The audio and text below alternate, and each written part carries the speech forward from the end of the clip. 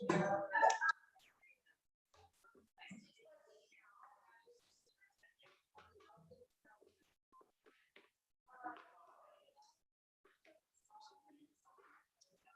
have the proclamation. You have it?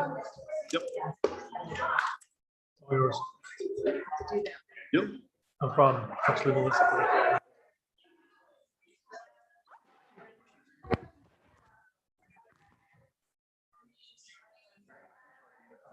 Yep.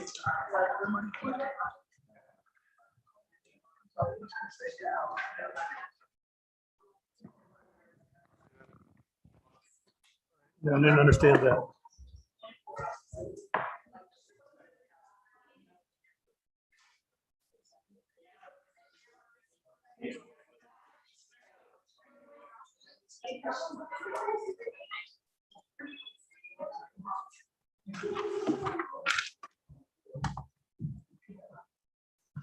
And how about with rights comes responsibility? Yeah, how about that? That's, how about that one? With rights comes responsibility.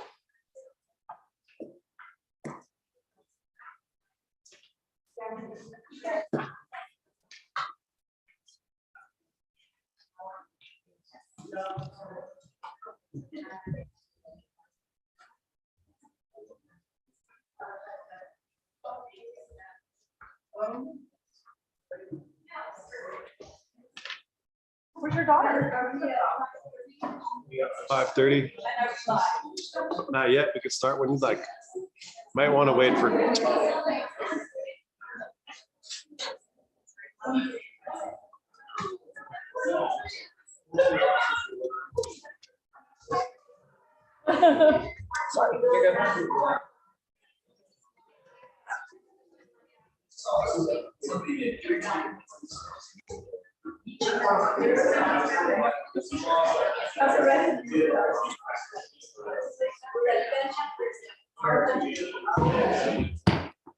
Welcome. Good evening. Welcome to the October 4th City Council meeting. I'm Barbara Noseworthy, Mayor, and we're going to get started. Thank you. Can we start with a roll call, please? Counselor Baxter, Present. Counselor Bosmans, Present. Counselor Buell, Here. Mayor Pro Tem Youssef, Here. and Mayor Noseworthy. Present. Thank you. Do we have a translator available? No, Mayor, our translator has not joined quite yet. So thank you. When they arrive, can you somehow indicate that they're ready and we can introduce them and do the translation? Yes, I can do that. All right. Thank you. Thank you so much. And if you're planning to speak at public participation, can you make certain you've signed in? That is not the folks that will be getting the proclamation. Thank you. So thank you. I will start with a land acknowledgement that reflects my views and a statement about the ancestral presence here in our community. It is not a statement from the City Council. For thousands of years, this region was home to numerous people, bands, tribes, and nations. Each had their distinct culture, artistic expression, and community mores. In particular, this region was the ancestral home of the Nutu, Dene, Pueblo, Hopi, multiple Apache bands, and various other tribes and Latinx people who used and stewarded this land. I recognize that Indigenous peoples were forcibly removed from their ancestral lands by the US government.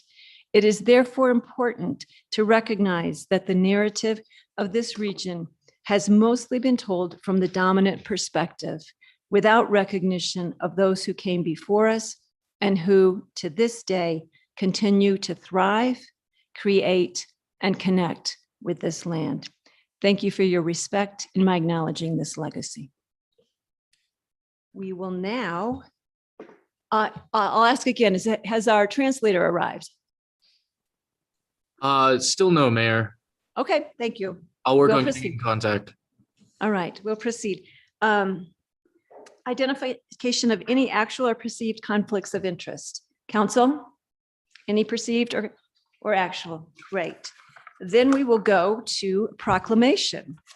And so I am going to read this, and I'm the folks picking it up come up and join me.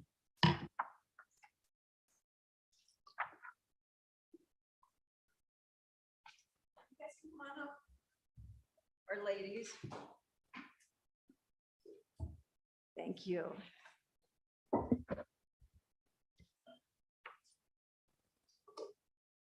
You know, it would be nice later if you introduced yourself once you've received it, so we know the different organizations represented.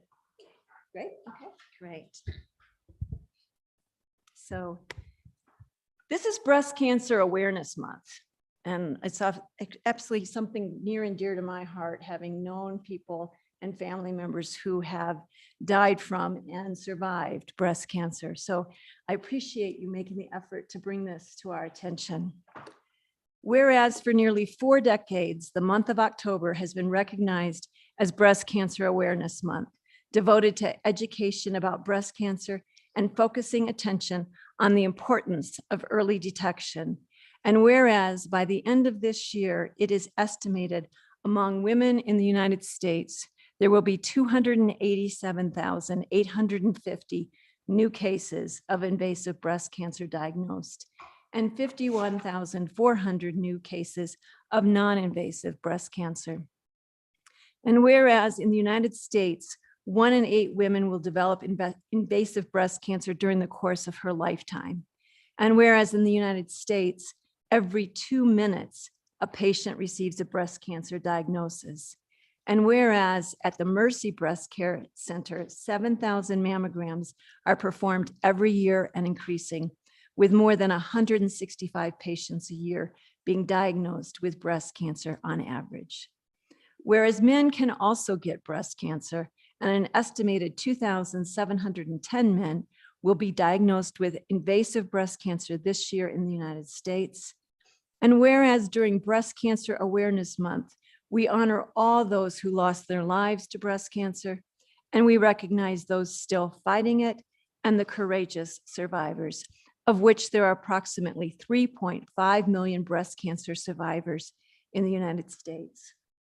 And whereas it is important to recognize the unwavering support of loved ones during these trying times and the countless advocates, medical professionals, researchers, and caregivers who dedicate their lives to fighting for a world without breast cancer.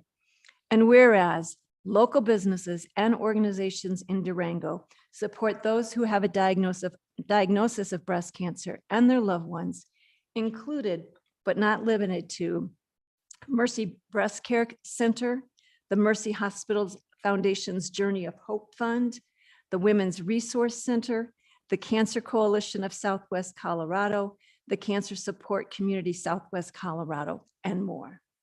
Now, therefore, I, Barbara Noseworthy, Mayor of Durango, Colorado, on behalf of the City Council, do hereby proclaim October as Breast Cancer Awareness Month and join this day to memorialize those who we have lost to this disease and stand in support of breast cancer survivors and the organizations working tirelessly to find a cure.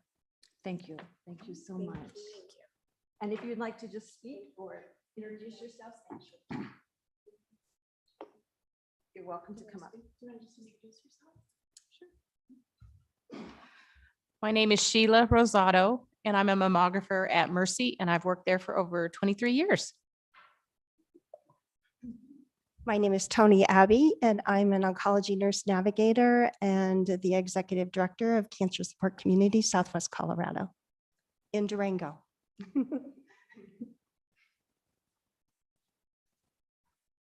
My name is Danae Campbell. I am the newly chosen breast cancer and breast care nurse navigator at Mercy for about 1.5 years now. Hi, I'm Lexi Stetson-Lee, and I work with the Mercy Hospital Foundation, and we host a fund that supports free mammograms for those who need them in our region. And thank you very, very much. This means so much to our patients and a lot of people in this city. We appreciate your time and your care for this work. Thank you. Thank you. And if I may make one plug, monthly self-examinations.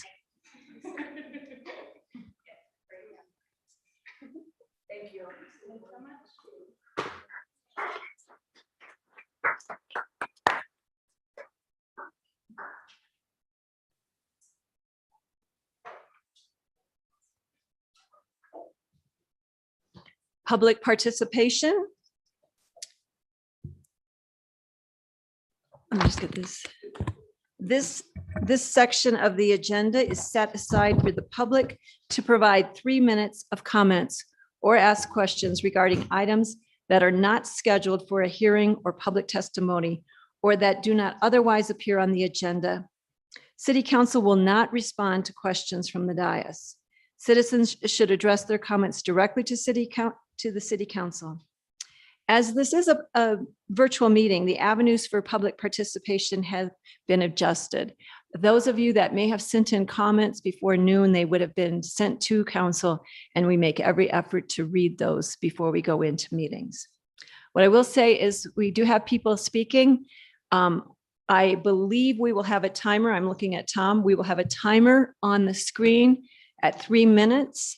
I will try to raise my hand with about 20 seconds to go, which I would ask that you then try to wrap it up.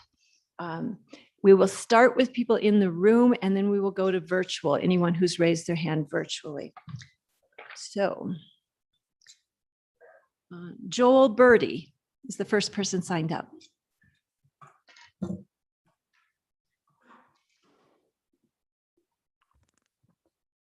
Good evening, everyone. It's super challenging to be here right now. I'm Joel from Durango. I've been one of the outreach workers out at Purple Cliffs for the past couple of months, and the past week has been pretty undescribable. Literally just coming from the park right now with residents who were pushed out of Purple Cliffs last night and froze. They weren't yet prepared with cold weather gear. We're responding to that as best we can. Many of them would like to be here right now and could not bring themselves to be here because they are so shook and literally just thinking about where they're going to go tonight. And I have nothing to tell them. We've done 3 suicide assessments in the past day. We plan to continue supporting folks through that in the days to come. Our neighbors here are believing that that is the only way to get their point across, that something needs to be done. Our neighbors there are willing to die for each other so that others may have a better situation. And that's just in these past couple of days when it's all finally become real, not to mention just the anticipation of the uncertainty of the inevitable displacement that people knew was coming. Every day has looked very different from Friday, from when tents were, everything was tagged, from the past couple of days when things have been removed. And I was here just a month ago, letting us all know that when people are displaced, it puts service providers in an incredibly hard position. Been actively working with 3 individuals who are actively seeking residential treatment for substance use, something in our community that, especially online, we all seem to think that everybody needs substance use treatment. And here we are trying to provide that. Folks were dispersed yesterday, and I cannot find them now. They do not have phones. I do not know where they are resting. And during this stressful time, we know that substance use increases. We missed our window. Other people have walking vouchers right now, meaning they have rent to pay for, and they cannot find landlords in this community who are willing to accept those vouchers. We are continuing to work with them, but again, there was nowhere for folks to go upon this impending displacement. All of us in this room knew this was coming, and still we've had nothing. We need another designated camping zone immediately and another safe parking zone immediately. And not just for those who we deem are worthy of it, not just those who are able to work or who are from here. We are talking about basic needs. I would like to ask for permission and everyone's blessing, considering there was nobody else on the list, to exceed my 3 minutes, considering that I'm speaking on behalf of other unhoused individuals who are not able to be here right now. I take another 30 seconds to finish up. That'd be great. Thank you. I was about to say the safe parking in designated areas, not just for those who we see worthy who are able to work. We talk about basic needs. It's science, food, shelter, and water. Water has not even been available at Purple Cliffs through the past days. The city did not donate that, did not make sure that basic resource has been available. It's had to be donated. Again, another designated space for informal camping and not no camping signs that simply continue to criminalize poverty and send people into less safe situations. There's so much more to say, and this is unfortunately just the beginning. Far more activism is to come, and we need to address these basic needs immediately. Thank you. Thank you. Thank you. Is there anyone who's raised their hand virtually who would like to speak? No, Mayor, there is not. And just a heads up on the translator, there was a scheduling mix-up, and we will be having someone joining us shortly. Thank you. Thank you for that update. And if you'll find a way to signal us when that person arrives. Will do.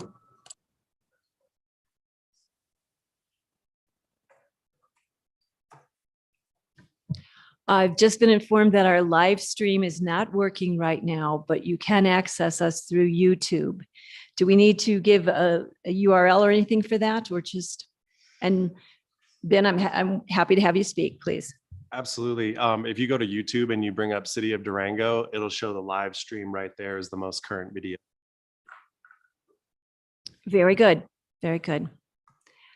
Since we have no one else in the audience signed up to speak, we will go to presentations. The city manager's proposed budget. Mayor and council, having Excuse me really Devin quick. Schmidt, Looks our like we've budget got and our strategic plan. translator. Sorry, looks like our translator just got in. Oh, okay. Thank you. Hold on one moment, Devin. Can the translator introduce themselves, please? I'm promoting them right now. Thank you.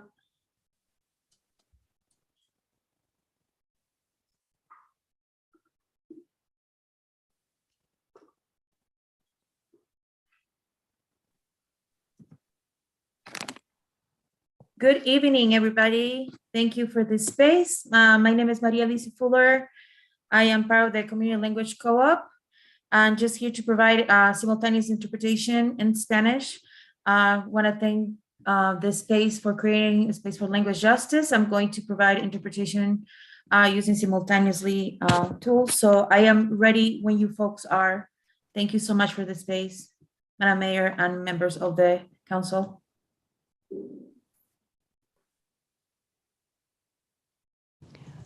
Were you also going to translate into Spanish, or it is truly simultaneous? It will be simultaneously. I will just need to be sent to the right channel to be able to do simultaneous interpretation.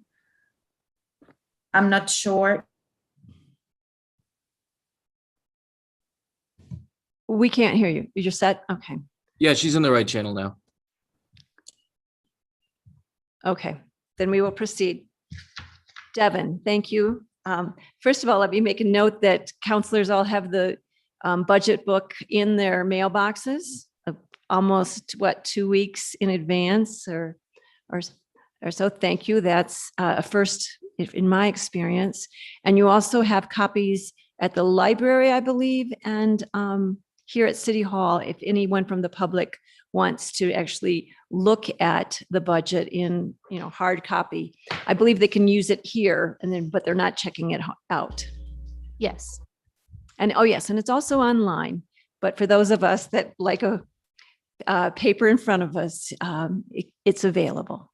Devin, please present us with the budget. Yes, draft absolutely. So Devin Schmidt, Budget and Strategic Plan Officer. What I wanted to present for council this evening was our video that we created, which is the budget and brief video for folks that would like to see kind of a snapshot that communicates how the strategic plan ties directly to the budget and just some highlights around that.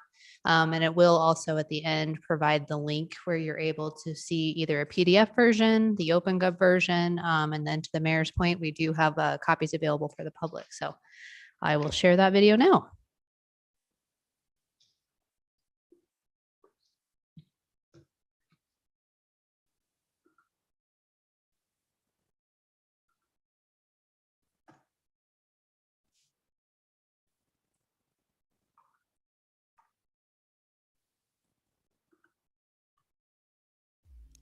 The City of Durango is proud to present the 2023 City Manager's proposed budget. The lasting impacts of the pandemic brought on several economic issues that affect the city's operations and citizens, including supply chain disruptions, workforce shortages, high inflation, and fuel prices. In 2023, inflation reached a 40-year high and is expected to curtail in the middle of 2023. The 2023 budget was assembled with these challenges in mind while continuing to be guided by the city's mission, vision, values, and goals, and align with the strategic plan to continue to foster a culture of innovation. In the goal area, financial excellence and high-performing government, 2023 is the first year the city will implement the budgeting for outcomes process to identify the various programs and services that should be funded to achieve different community outcomes in the strategic plan. A 3% cost of living adjustment to invest in our workforce, as well as a merit increase for the highest performers in the organization, has also been recommended. The 2023 budget is prepared with the assumption that sales tax revenue will increase 2% as compared to 2022. The 2023 budget also includes a multi-year strategy to make reductions on the interfund transfers to become financially sustainable in the general fund. The 2019 sales tax transfer to the general fund has been reduced to $425,000, reducing the transfer by $1.3 million over the past 2 years. The city's commitment to financial excellence has garnered national recognition. The city was awarded the Distinguished Budget Award presentation, the first time since 2019, and a Certificate of Achievement for Excellence in Financial Reporting from the Government Finance Officers Association. The 2023 budget includes an investment in employee development, specifically spending in the Growth and Momentum Learning Series. During the public engagement process, affordability and economic opportunity was identified as the highest priority for the community. Specifically, housing ranks the highest in importance to the community. In 2023 budget, the Housing Division will add a coordinator position to increase capacity around workforce and affordable housing needs. In addition, the Housing Division will invest over $800,000 in housing-related projects. The city will, in partnership with the County Economic Development Alliance and other community partners, continue to implement the La Posta Road infrastructure. The city will also leverage partnerships with private sector and nonprofit entities to help shape and advance development in underutilized areas of the community. The city budget continues to make progress on enhancing our livability and sense of place. The city of Durango will maintain our commitment to offer an abundance of parks and recreation programs by adding frontline positions in parks and recreation. The 2023 budget supports public safety to continue the goal to improve community health and well-being by promoting a safe community where people can live, work, and play by strengthening community involvement and resident safety. The Durango Public Library in 2023 will continue to conduct ongoing research for expanding services and working as a partner in the community. In diversity, equity, and inclusion, the city continues its efforts to be a community that is diverse and inclusive for everyone. To support this goal, Council made diversity, equity, and inclusion an all citywide focus in 2023. The 2023 budget reflects $1.3 million across departments supporting DEI efforts ranging from translation and expansive language line resources to programs that expand accessibility and visibility to all members in the community. To serve as a model for the community, the organization will continue diversity, equity, and inclusion training in 2023, ensuring that our workforce understands the needs of our entire community while reviewing and enhancing policy development. An effective infrastructure network, the airport will continue many large infrastructure projects. This will allow our community to continue to thrive economically from leisure and business travel. The budget survey outlined community requests and infrastructure, specifically in walkability, access and flow, and multimodal. To support this, the city has included multiple capital improvement projects. And environmental sustainability and resilience. Specifically requested in the survey was reducing carbon footprint and increasing investment in EV and solar panels. In 2023, sustainability will move to the city manager's office. Moving sustainability function to the city manager's office aligns with our cross-departmental focus and overarching plan focused on sustainability. In addition, the city will launch an essential service worker program offering rebates for e-bikes. It will propose the next phase of expanding community compost services based on the results of the market study with Farm to Table. The city is researching water and trash recycle management at multifamily residents in order to identify targeted solutions for improving water conservation and increasing recycling participation. During the 2022 strategic plan refresh, Council added engaged collaborative governance to support community outreach that indicates a strong desire to preserve and cultivate a sense of place and vibrancy as Durango grows. The 2023 budget includes efforts to expand public engagement with a new website platform, focus on website content to mesh with mobile users, and survey platforms available to all departments. This budget continues progress towards achieving our community vision of Durango, which is an authentic, diverse, multi-generational, and thriving community. Our residents value and enjoy our unique natural environment and benefit from the management of our city's resources in a fiscally responsible, environmental, and socially sustainable manner. To view the 2023 City Manager's proposed budget, visit durangogov.org/budget.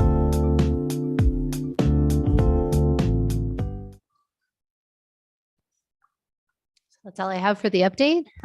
The budget, we look forward to the retreat on October 17th with council. And if you have any questions in advance, we'd be happy to answer those during the council retreat for all of council. So thank you. Great. I do want to encourage my colleagues on council to submit those questions in advance, copy all of council and the city manager, sending them to the city manager.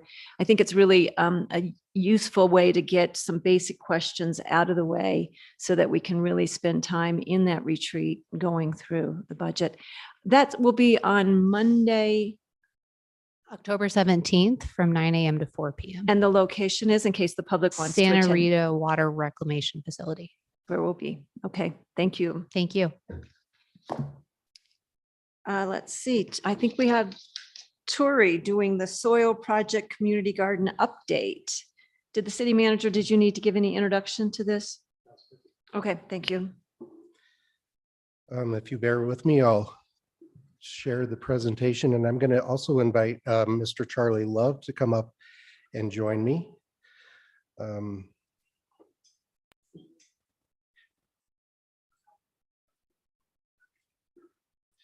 Madam Mayor, members of council, my name is Turi Nykum. I'm the Parks and Recreation Director. With me tonight is Charlie Love. He's a science teacher over at Riverview Elementary. Tonight, we're going to talk about the soil project, also a community garden. As you'll recall, last fall, the Ohana Kuleana Community Garden, we had quite a few discussions on whether we could support that garden and whether it was going to be able to move or stay in place. This was their last year at their current location, and actually September 30th was their last day in operation over at that site. Over the year, we have been trying to find an alternative, and thankfully, we found Mr. Love, who has been extremely great to work with. And right now we're looking at potentially or probably putting a community garden up at Riverview Elementary as a partnership with 9R. So I'm going to turn it over to, also in attendance tonight is our superintendent, Dr. Chesser. So we'll be all available for questions after Charlie's presentation. And I'm going to turn it over to you. I'm going to give you a flyer while. Good evening. Thank you for the opportunity to share information about the Soil Outdoor Learning Lab. My name is Charlie Love, and I've been a science teacher at Riverview Elementary School for over 10 years now. And during that time, the whole time, our school garden, which is located at the Ohana Kuleana Community Garden, has been an integral part of an extremely successful science program and an innovative STEM curriculum that we've partially in part designed around that garden. When I learned that the Ohana Kuleana Community Garden would be closing this fall, I started brainstorming with school district personnel and city personnel, as well as community members, to try to come up with a way to find a replacement or create a replacement. And since then, the scope and nature of the project has grown into something they'll have a profound impact on the entire community. It's also drawn a lot of support and interest from the community. Am I doing the space bar here? Perfect. So the site for the soil project is, that's the Riverview Elementary School campus. It's highlighted or outlined in purple there. And it's an area of the campus that's really underutilized. It's basically weeds. It has incredible views, it has really good public access, including parking. And the district's approved to use the space for this purpose. It's kind of a perfect site. I can't think of a better place to do something like this. So over the last year, I've been working with students at Riverview as well as folks from other schools around the district to come up with the project design that I'll be sharing with you tonight and get into it. So we have the project broken into 5 phases, with phase 1 in orange there on the left. That's right on the rim of the terrace overlooking the valley and the mountains off in the distance. That we've already started on construction there, barely, and expect to have the garden opened in the spring for the next growing season. This is a rendering just showing phase 1 of the project. There's about 70 individual garden beds there, and we expect about 80% of those approximately to be available for rental by community members. And then the remaining 20% would be for educational programming with for 9R, and then also for the entire district, and then also other relevant organizations that we'd be partnering with, or they'd be using the space.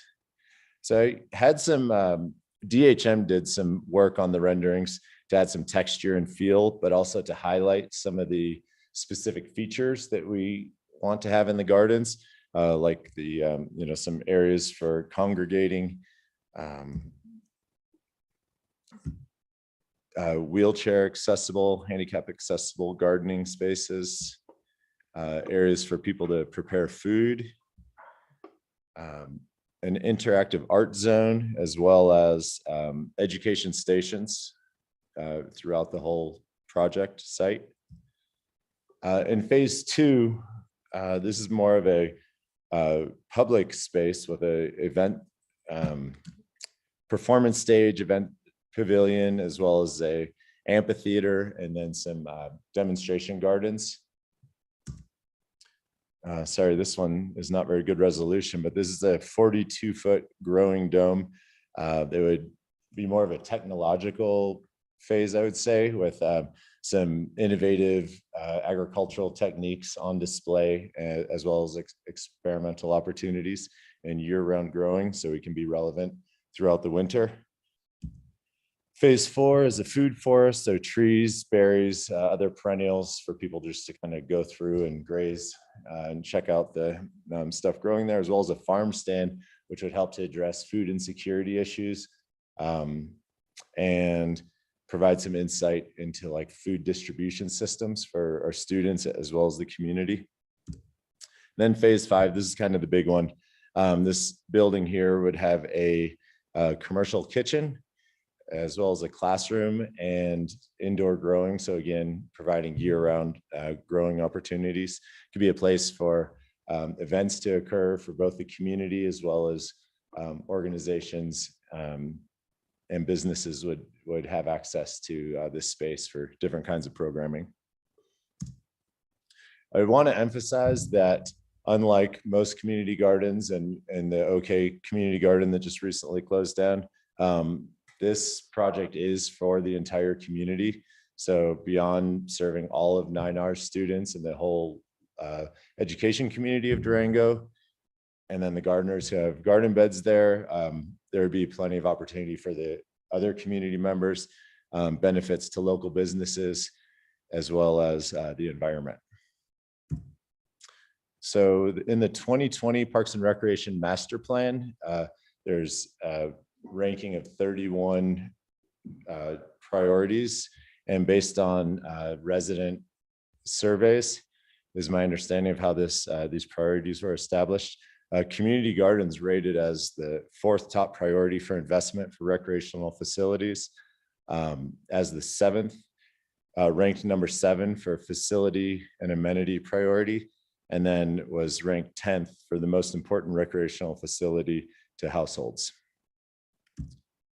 I see a lot of opportunity here for the city to have some involvement with this project through different programming, events, especially as they would relate to Parks and Recreation.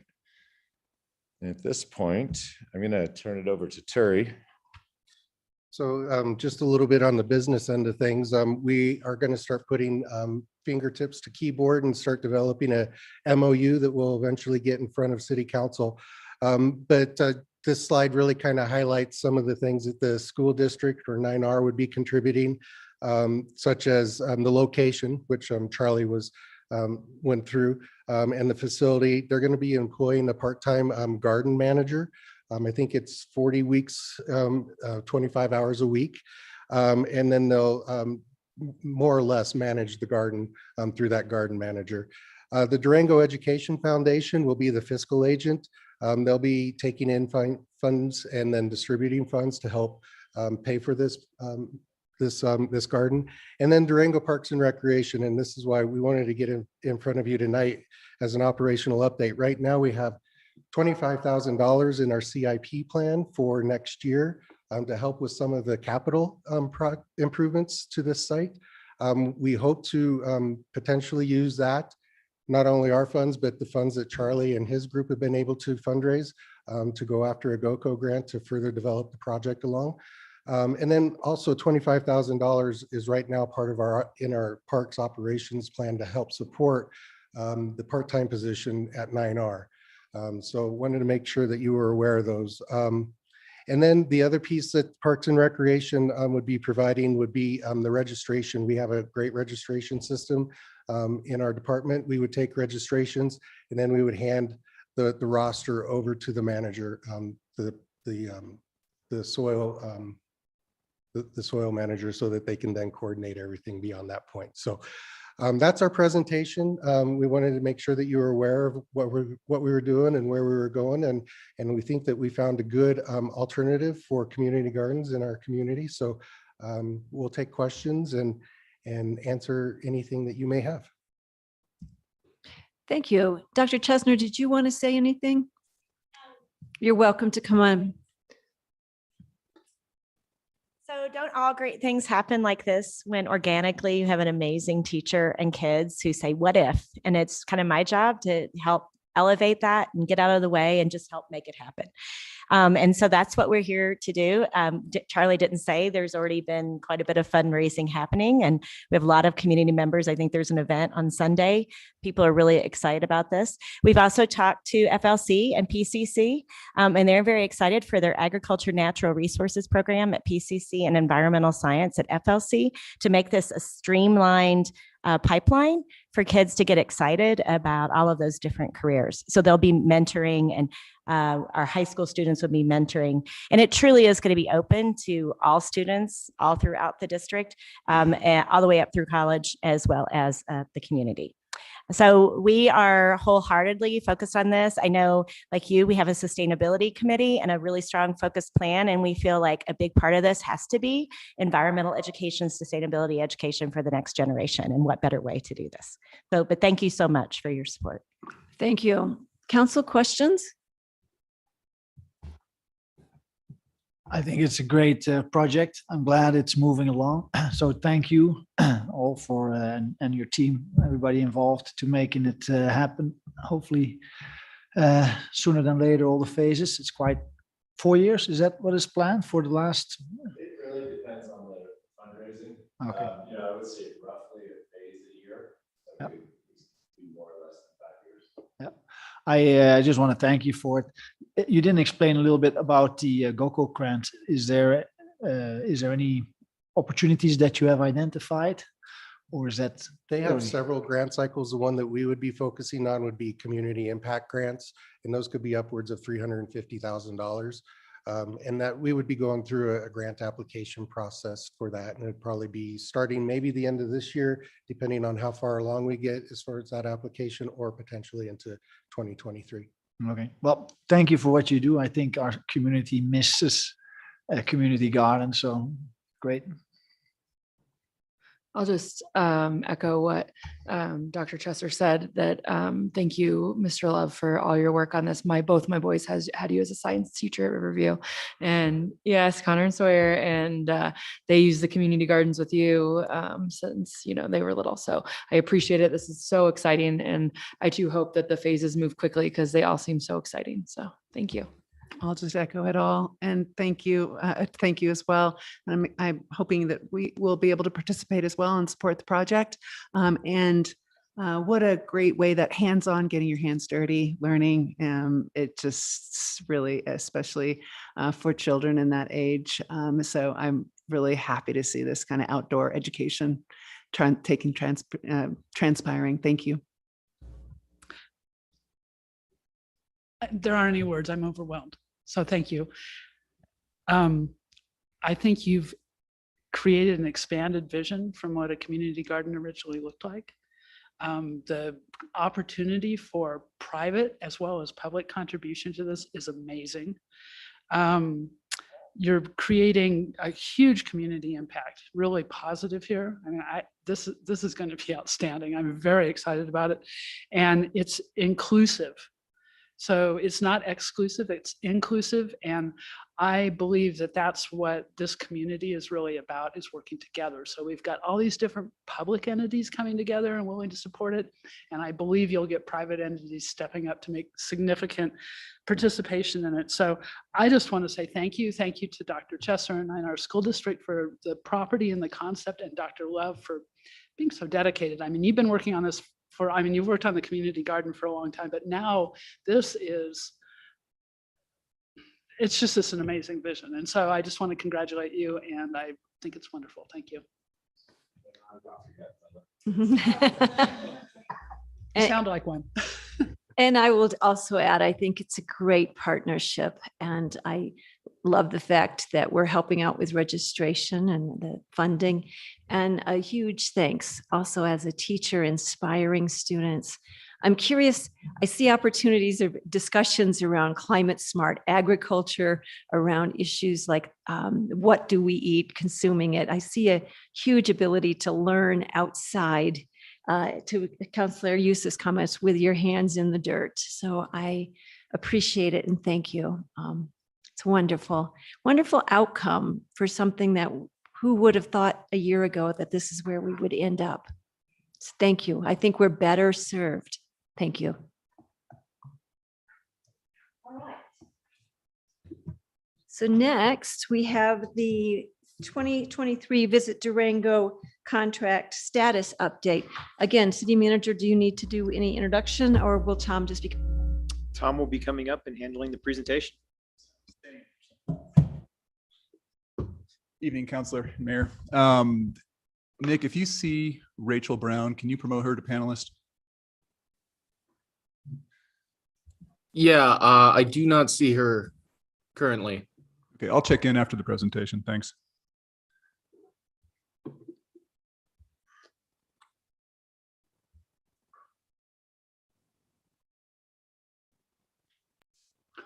Okay, so what we have for you just as an update, essentially, with the contract negotiations with Visit Durango. There's only a couple of slides because I think everybody's got the background, but we'll go through it regardless, if I can get this to go forward here.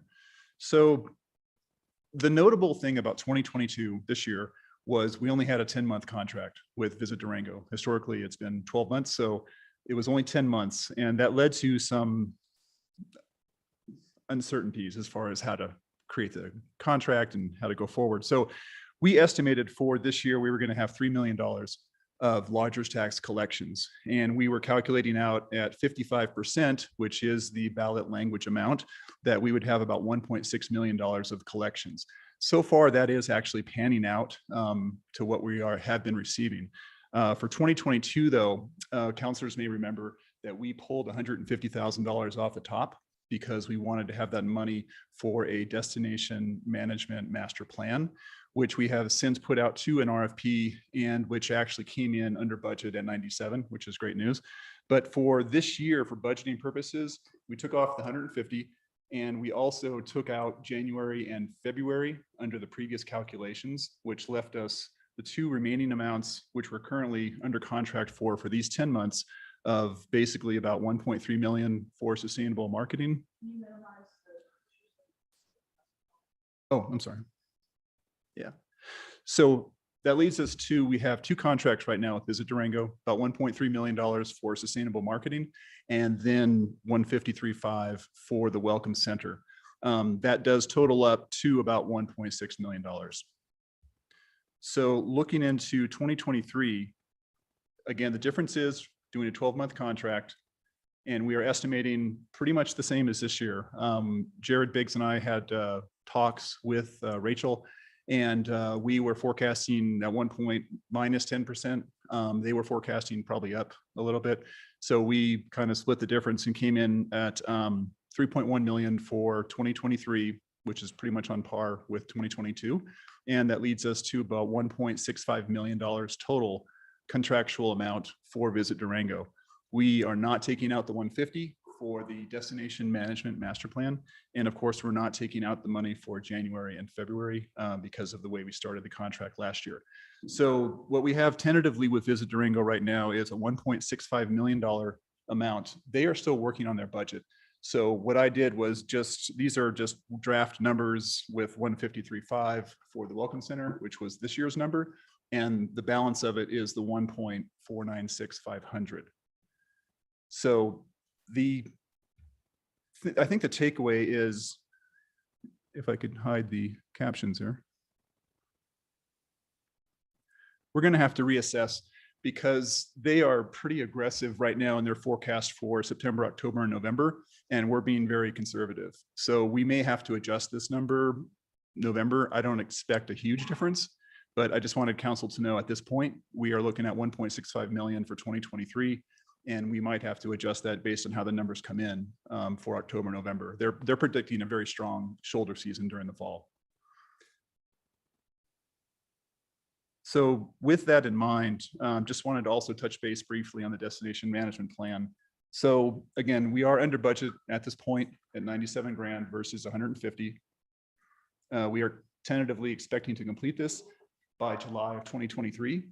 And that will give us enough time, of course, to influence the next RFP we put out for sustainable tourism marketing.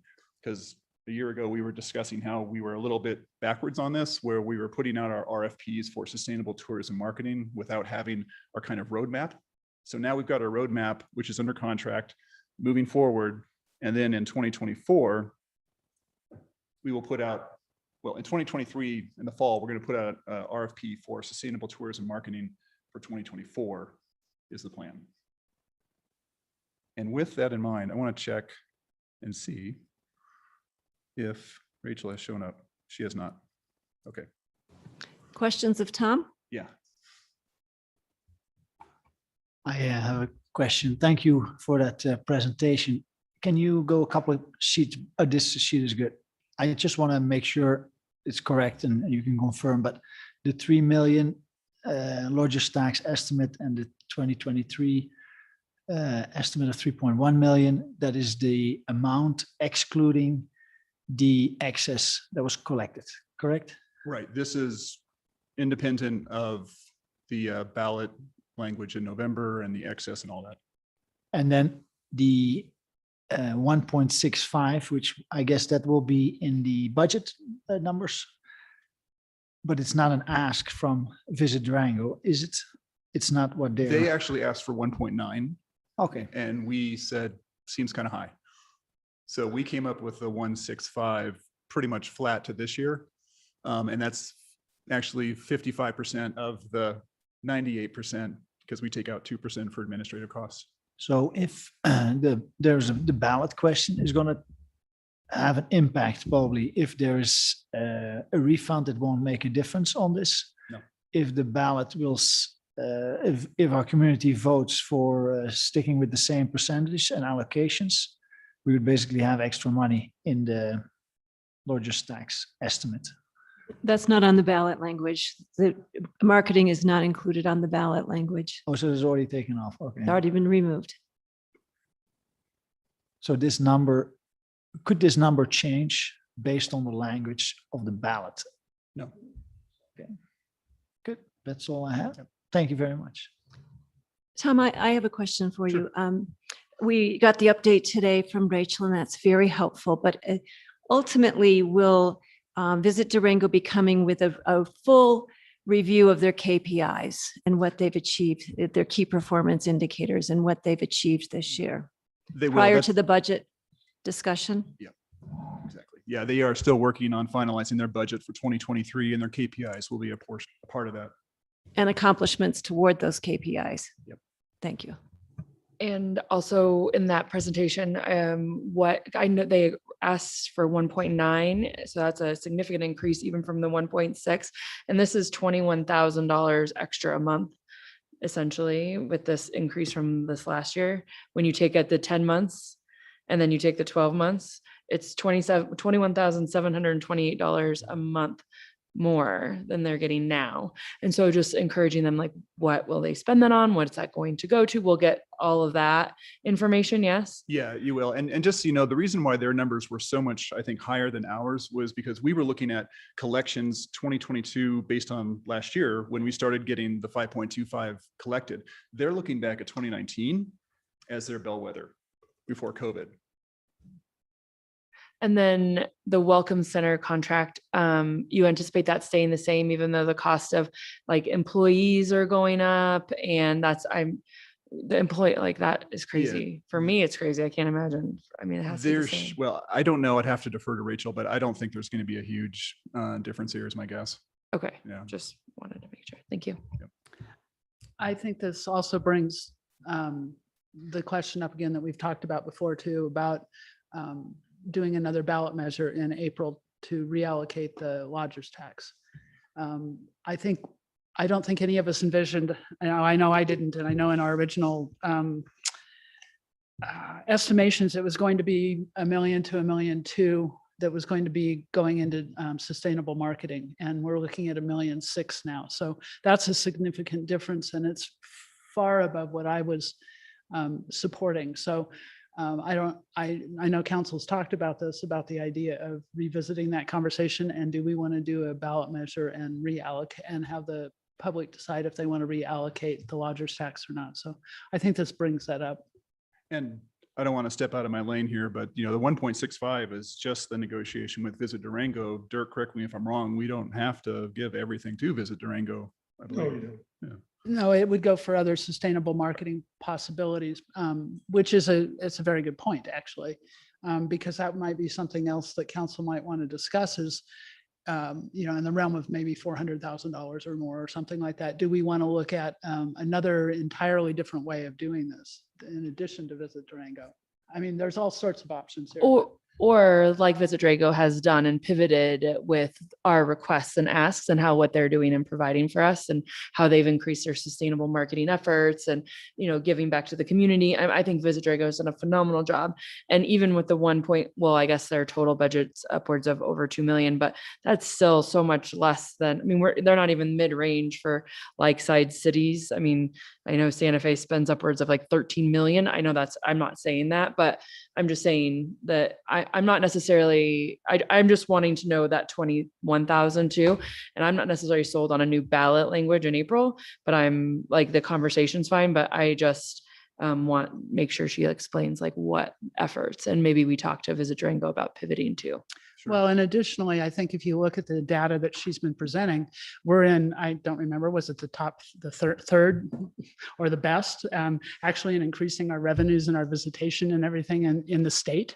And so I think that, and that isn't just a result of what they've done in the past 6 months. That's a result of what's been done over the past 2 years or more. So I do think that looking at the actual budget for them is critical for us and for providing to our community what we actually thought we were going to be providing. So, anyone else? Sorry, could I muddy the waters a little bit? Yes, please. So one other thing is, I think at the end of 2022, we're probably going to have to do a reconciliation to see how much we actually collected of that 55 and how much went out, just as a heads up. Of course we will. Yeah. Thank you, Tom. Yep. Okay. Next, I believe we're on the consent agenda.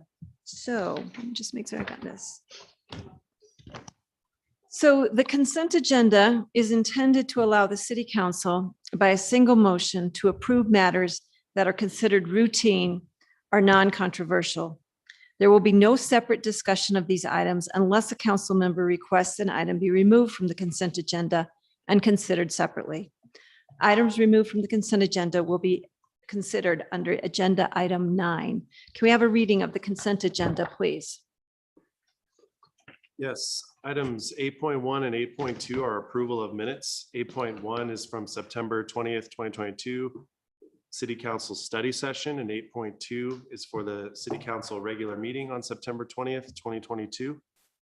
Item 8.3 is discussion and possible action concerning final approval of the acquisition of the Anderson parcel at 402 County Road 238 in Durango, and a resolution authorizing the acquisition and directing the city manager to execute a contract and close on the acquisition. Items 8.4 through 8.8 are requests for public hearings, and 8.4 is to consider the Mercury Village Lot 1 major plan development amendment, minor subdivision and conceptual plan development scheduled for October 18th, 2022. 8.5 is the request for a public hearing regarding Rock Solid Third Amendment to the Hawks Nest Plan Development at 659 Tech Center, scheduled for November 1st, 2022. 8.6 is regarding the U-Haul Preliminary Plan Development, and that's scheduled for October 18th, 2022. And the address is at 49 Copper Court. 8.7 is regarding the BLD Apartments preliminary plan development scheduled for October 18th, 2022, Crater Lot 1R-R. And lastly, 8.8 is a public hearing on the City of Durango 2023 proposed budget. Thank you. Does any counselor wish to remove an item from the consent agenda? I'd like to remove item 8.3.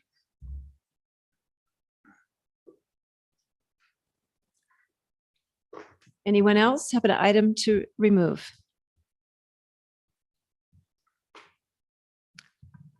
Do we have a motion to approve all items with the exception of 8.3? I make a motion to approve all items except for 8.3. Seconded. Any discussion? Then let's have this vote. Counselor Baxter, Yes. Counselor Bosmans, Yes. Counselor Buell, Yes. Mayor Pro Tem Youssef. Yes. And Mayor Noseworthy. Yes. Item 8.3 is Turi.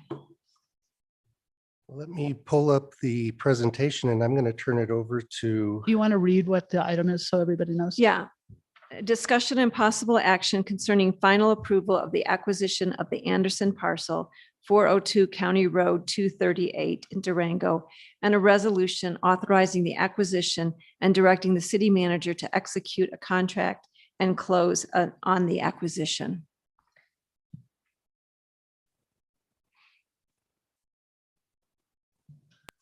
Madam Mayor, members of council, Terry Nyken, Parks and Recreation Director.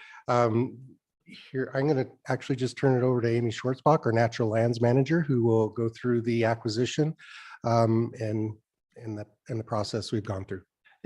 I'm not sure, but normally I just state a concern. We don't necessarily need a presentation on these topics. Is that not correct? And you're concerned? Go ahead. Okay. I wanted to first of all thank you for getting this property on the list of acquisitions for the access to trails and for the view shed.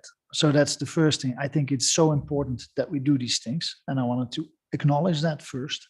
But I also wanted to say we, in my opinion, missed the opportunity to purchase the western backdrop, because when we speak of view shed, the view shed will be most impacted if there's a development taking place, and the development would not take place on a steep mountain, which is this property, but on the lot, the flat lot beforehand. So that's the only thing I wanted to say that I think it's so important that we keep doing this. And as such, I'll make a motion to approve item 8.3. Could I also though get There's a motion on the table, so I'll second it. okay, then we'll go to discussion.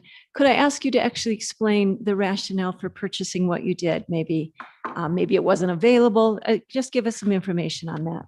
Absolutely. And thank you for the thank you. We wouldn't be here today discussing this without Kevin Hall's diligent 10 years of negotiating for this piece of property. The city has identified ridgeline protection as one of our highest priorities for open space preservation. This particular parcel is one of the last along the ridge that is not currently owned and protected by the city's open space program. So over the years, we have attempted to buy the entire property owned by FGH Land is about 20 acres. Their price has always exceeded what we've received approval for. The city has applied for GOCO funding in order to purchase it in the past.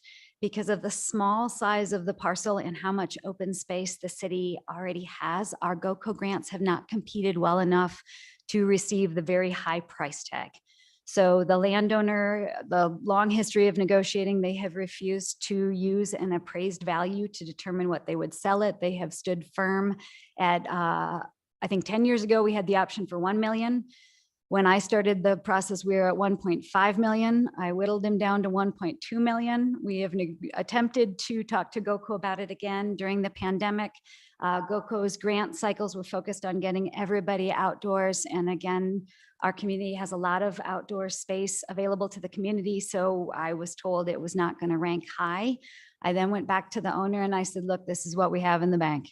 And our community really wants to secure power line trail without delaying the process, going through year after year of attempting to receive grant funding when we have the long history of talking to GOCO.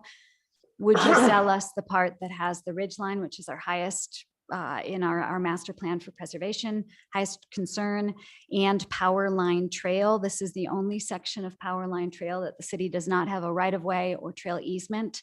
So we have been graciously using private land to connect one of our primary trails for the Horse Gulch Trail System without conflict with the landowner. We did attempt through this process because of the $1+ million price tag to just secure a trail easement, and he was not willing to negotiate.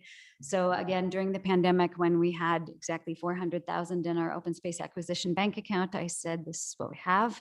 There's no grant cycle or application process that would delay. And that's what put us at securing power line trail and the ridge line above. Amy, thank you for that explanation. Sure. Thank you for your efforts to try to secure the whole package. And I just think that want to make certain that we recognize the years of work that's gone into this. So is there any other discussion? Yeah, I just want to add as the liaison to the Natural Lands Board that the board fully supports this particular purchase in this particular way. And we've gone through all those conversations. Let's try to get the whole thing. Let's do this, let's do that. And this one is probably the most logical, and it does absolutely secure not only our pathway on power line, but up above on the upper part of the hill, we also have some trails that cross that private property currently, and we're rerouting to make them more sustainable. So it actually saves a couple of different areas for us. So I just thank you for all the work both of you have put in. Amy, you've been great, and appreciate it. Thank you. And thank you for thanking Amy. She deserves a lot of credit for this. Is there any other discussion before we call for a vote? All right, let's do this. Counselor Baxter, Yes. Counselor Bosmans, Yes. Counselor Buell, Yes. Mayor Pro Tem Youssef, Yes. Mayor Noseworthy. Yes, thank you. Right. We have no public hearings tonight. We do, under general business, have the status, I'm looking, an update on the City of Durango Energy Performance Contract. There is no action to be taken tonight. This is an update. And is that, Marty, are you going to be coming up to do that? Thank you. Yes, Mayor and Council, we have Marty Poole, our Sustainability Manager, to give an update on the energy performance contract. This is something that has been around for quite a bit of time. I think even when it first came up when I first got here, and there were some concerns that were brought to my attention in regards to by some of the council at that time. And we found this is to be just a good time for us to place it on the agenda, kind of see where we are today on the energy performance contract and see if there is any direction from council to continue or not continue on it. But this isn't actually about approving an energy performance contract. It's just seeking direction from the council if this is something that we see as something that we should continue to seek as staff. Thank you for that introduction. Is this sharing on Zoom correctly? No. That'll fix. Here? Yeah, and then share screen. And then pick that one. Hit share. Great. All right. All right. Good evening, Council. My name is Marty Poole. I'm the Sustainability Programs Manager for the City of Durango, and here to, as City Manager Madrigal introduced, update on the energy performance contract. So clearly, this effort aligns with environmental sustainability, reducing the city's environmental reducing the city's carbon footprint and increasing the availability of renewable energy, and also fiscal excellence and high performance governance, particularly in the form of cost savings on utility costs. So tonight's presentation is going to be a little bit of context reminder and update on how energy performance contracts work. I'm going to move through that pretty quickly, considering this has been presented to council numerous times, but happy to answer questions at the end of the presentation on any of these specifics. So essentially, an energy performance contract, a third-party energy service company, ESCO, acts as first an auditor of our facilities and then a project manager for implementing projects. It's very much designed to be a turnkey opportunity. The key of an energy performance contract specifically is there's no upfront cost. So the guaranteed energy savings are used to essentially equal offset the financing costs of these projects. And then after that financing is taken care of, then the city would see savings. Here, this little piggy bank icon. So super basic example. This is not only for council, but any members of the public who'd be watching and interested in how this works. If I wanted to replace the furnace at my house with a energy efficient all electric heat pump, say that's going to cost me $5,000 and it's going to save me $500 a year. A contractor would come in, they'd install that heat pump at no cost. I pay that contractor back and finance that $500 a year for 10 years. So from my home budget, it's budget neutral. Then after 10 years, I see those energy savings. So I don't have to pay that $5,000 up front. The heat pump is essentially installed at no cost, paid for by the energy savings. So just a super quick timeline to Jose's point. This goes back many years. So some key points here. McKinstry is the ESCO, the energy service company that we have contracted with. They performed an investment grade audit, which is an energy and water efficiency and solar potential audit that identifies opportunities for upgrades at our facilities. They've completed that audit, and we're now looking at proceeding with options for proceeding with the energy performance contract. In the interim there, also in 2019, the city of Durango secured a $1 million Department of Local Affairs grant for this project. But as you all know, in 2021, council had requested further analysis on the scope and financial impacts of the EPC. So just a quick infographic. Again, just working through the timeline. We are here in the process. So we have already analyzed the energy efficiency and water efficiency measures and the solar PV system potential at our facilities. And now we are reviewing that assessment and looking at our options for moving forward. All right, I also apologize for the super text heavy slides, but a lot of information. So just some things to keep in mind around energy performance contracts. These are strongly supported by the state of Colorado. They're one of the state of Colorado's preferred options for public entities to do energy efficiency and solar projects. They're not the only option, but they are very popular. Call out over 250 EPCs have been completed by public entities, over 61 or exactly 61 Colorado municipalities, according to the Colorado Energy Office data. 61 municipalities have done EPCs to date. EPCs offer this turnkey opportunity, again, that I highlighted. And also because they're so state supported, there's this, the Colorado Energy Office acts as this free third-party technical resource that you don't get using other options. The ESCO manages the project, and there is a cost associated with that. And there's also a financing cost, which I will go into. So some of the pros and cons and considerations of this approach. So EPC benefits versus self-managed. I'm going to get into this a little bit. There's some additional slides with some of the core questions that were asked in previous council meetings.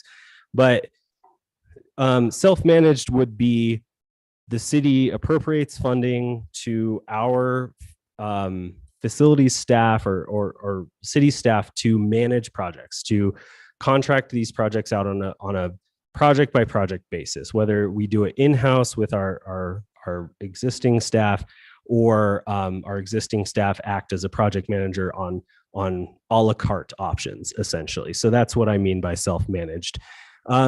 Self-managed approach, we would forfeit our $1 million grant.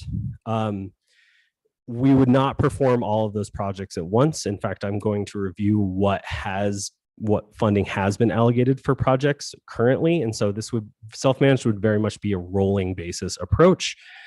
It would take longer to realize the energy efficiency savings.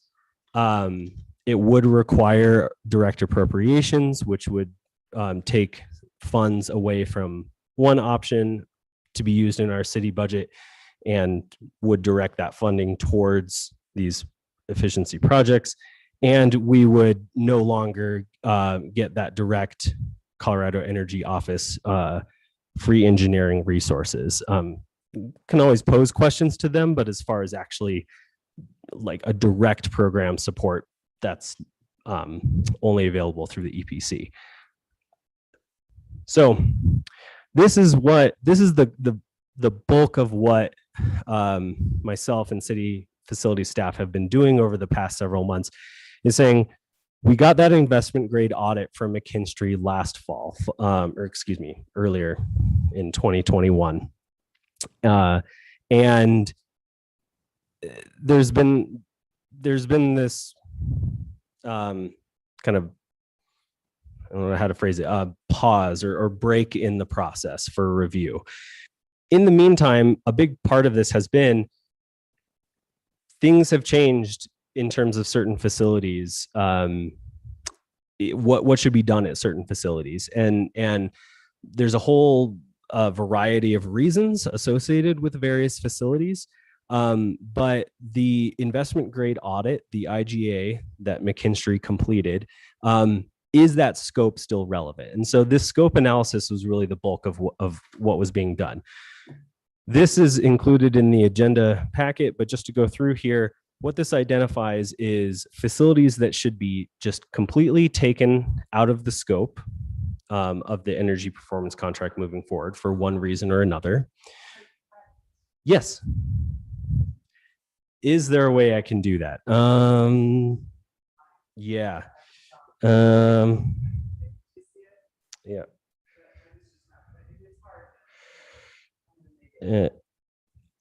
Yeah, give me.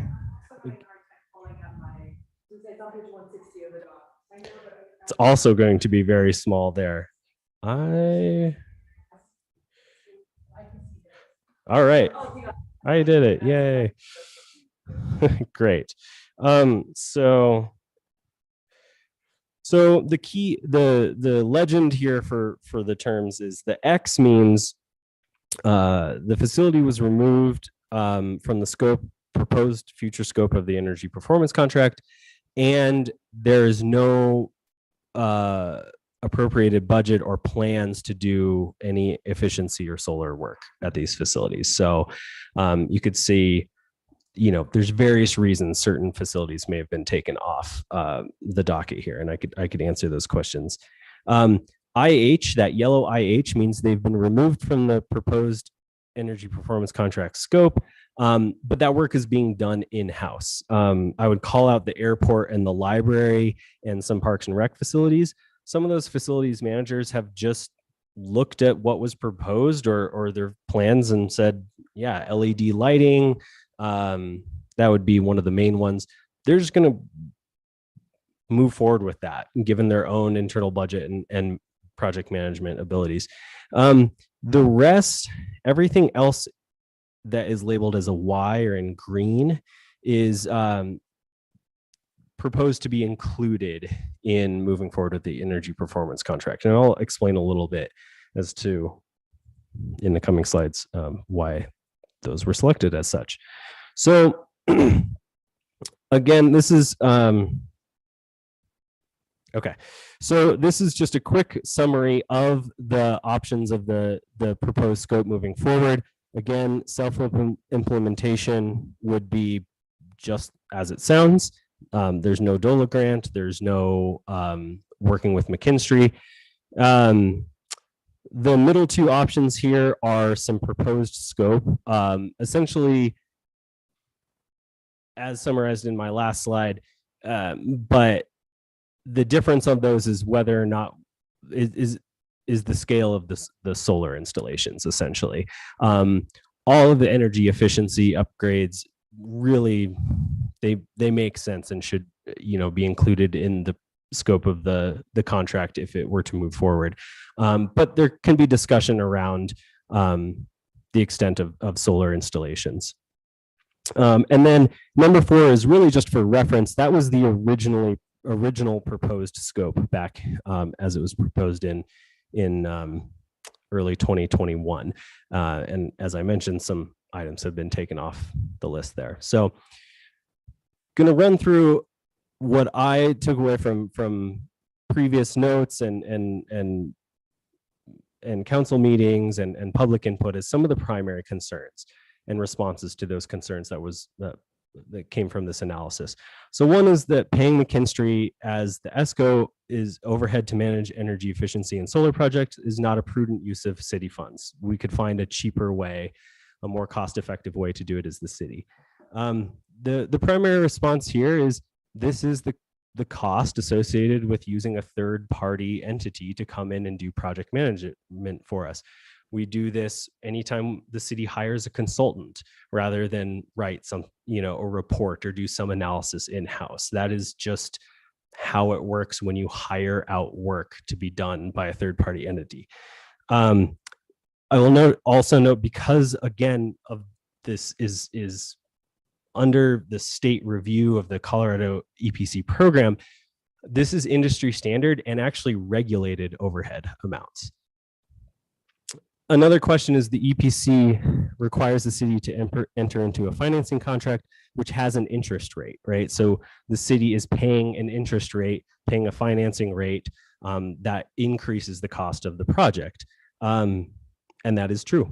That is the cost of expediting the process. The same as if I wanted to install that furnace at my house.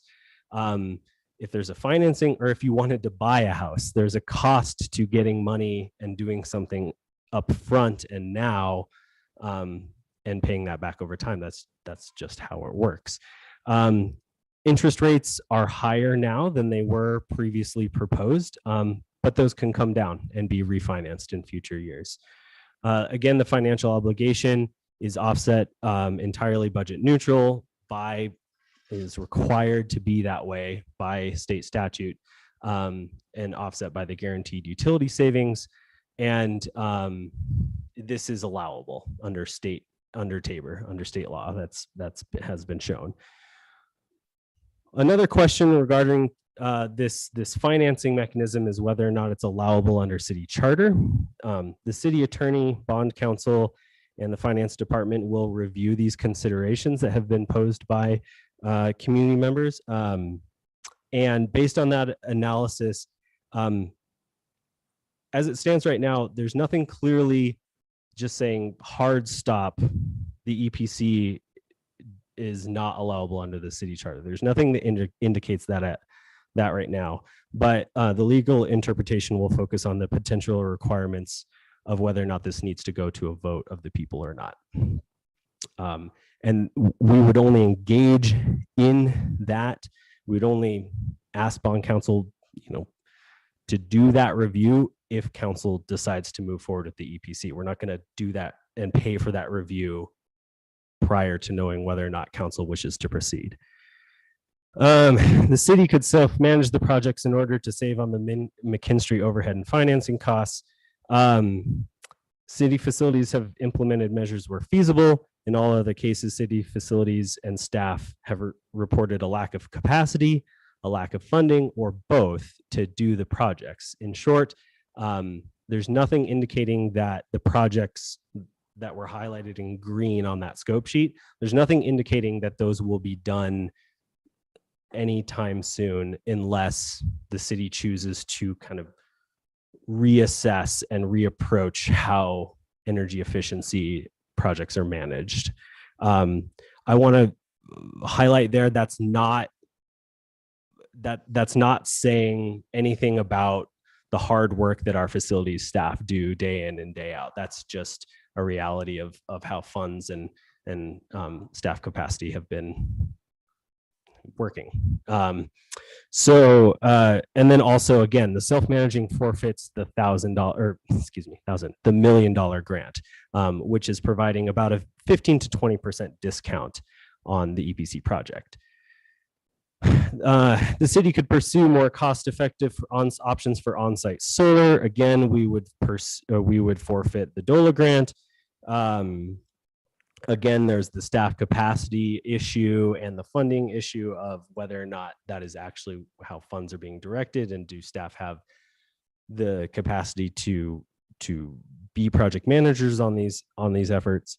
And anywhere where there is funding, particularly the water treatment plants, the water treatment plant solar, that can be rolled into the EPC. If the city has upfront funding, we can use that to essentially buy down any of that financing costs. We could do that. Actually, we could still do an EPC and buy everything down. That would be strange, but we could do it. And also we'll note that where previously there were interesting incentives around like power purchase agreements and other things where a third party could leverage federal tax rebates and things like that, the Investment Reduction Act is going to potentially change the landscape of that in 2023 and beyond in favor of energy performance contracting. The city could utilize LPEA community solar projects to capitalize on solar. Again, this forfeits the grant. And without going too much into it, had several meetings with LPEA, and this just didn't seem like a feasible path forward at this time. In the future, certainly the city could buy into community solar projects, but it just didn't align for this effort. The solar projects that are identified for this project are very much behind the meter on-site solar. Okay, I know that was a lot. The whole point of presenting this today is that no action will be taken, so we're not digesting all this information and taking action all in the same night.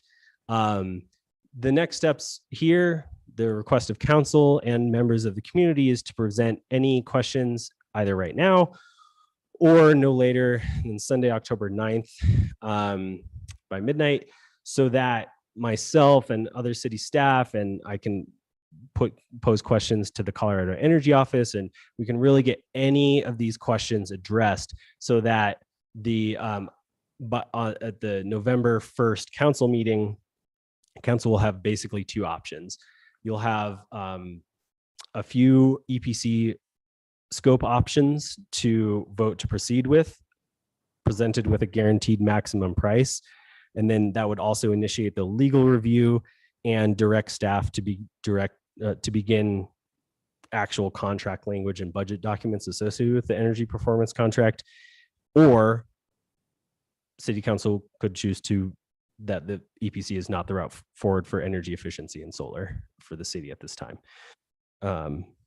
So Q&A, and I'm happy to go back to any slides for reference, but I know that was a lot, so I appreciate it. Marty, just for help, could you put up the budgets, the slide that had the dollar amounts? I figured that would be Thank you. of interest, yes. I think you did a great job with this overview. It's very clear, it's very concise, and I think it makes logical sense. So thank you very much. Yeah, I think it makes it easy for us to really get good questions to you by Sunday or whenever that is, and go forward with the November 1st date. So thank you very much. One question for the Santa Rita water treatment facility or whatever it is, that's added on there, I noticed.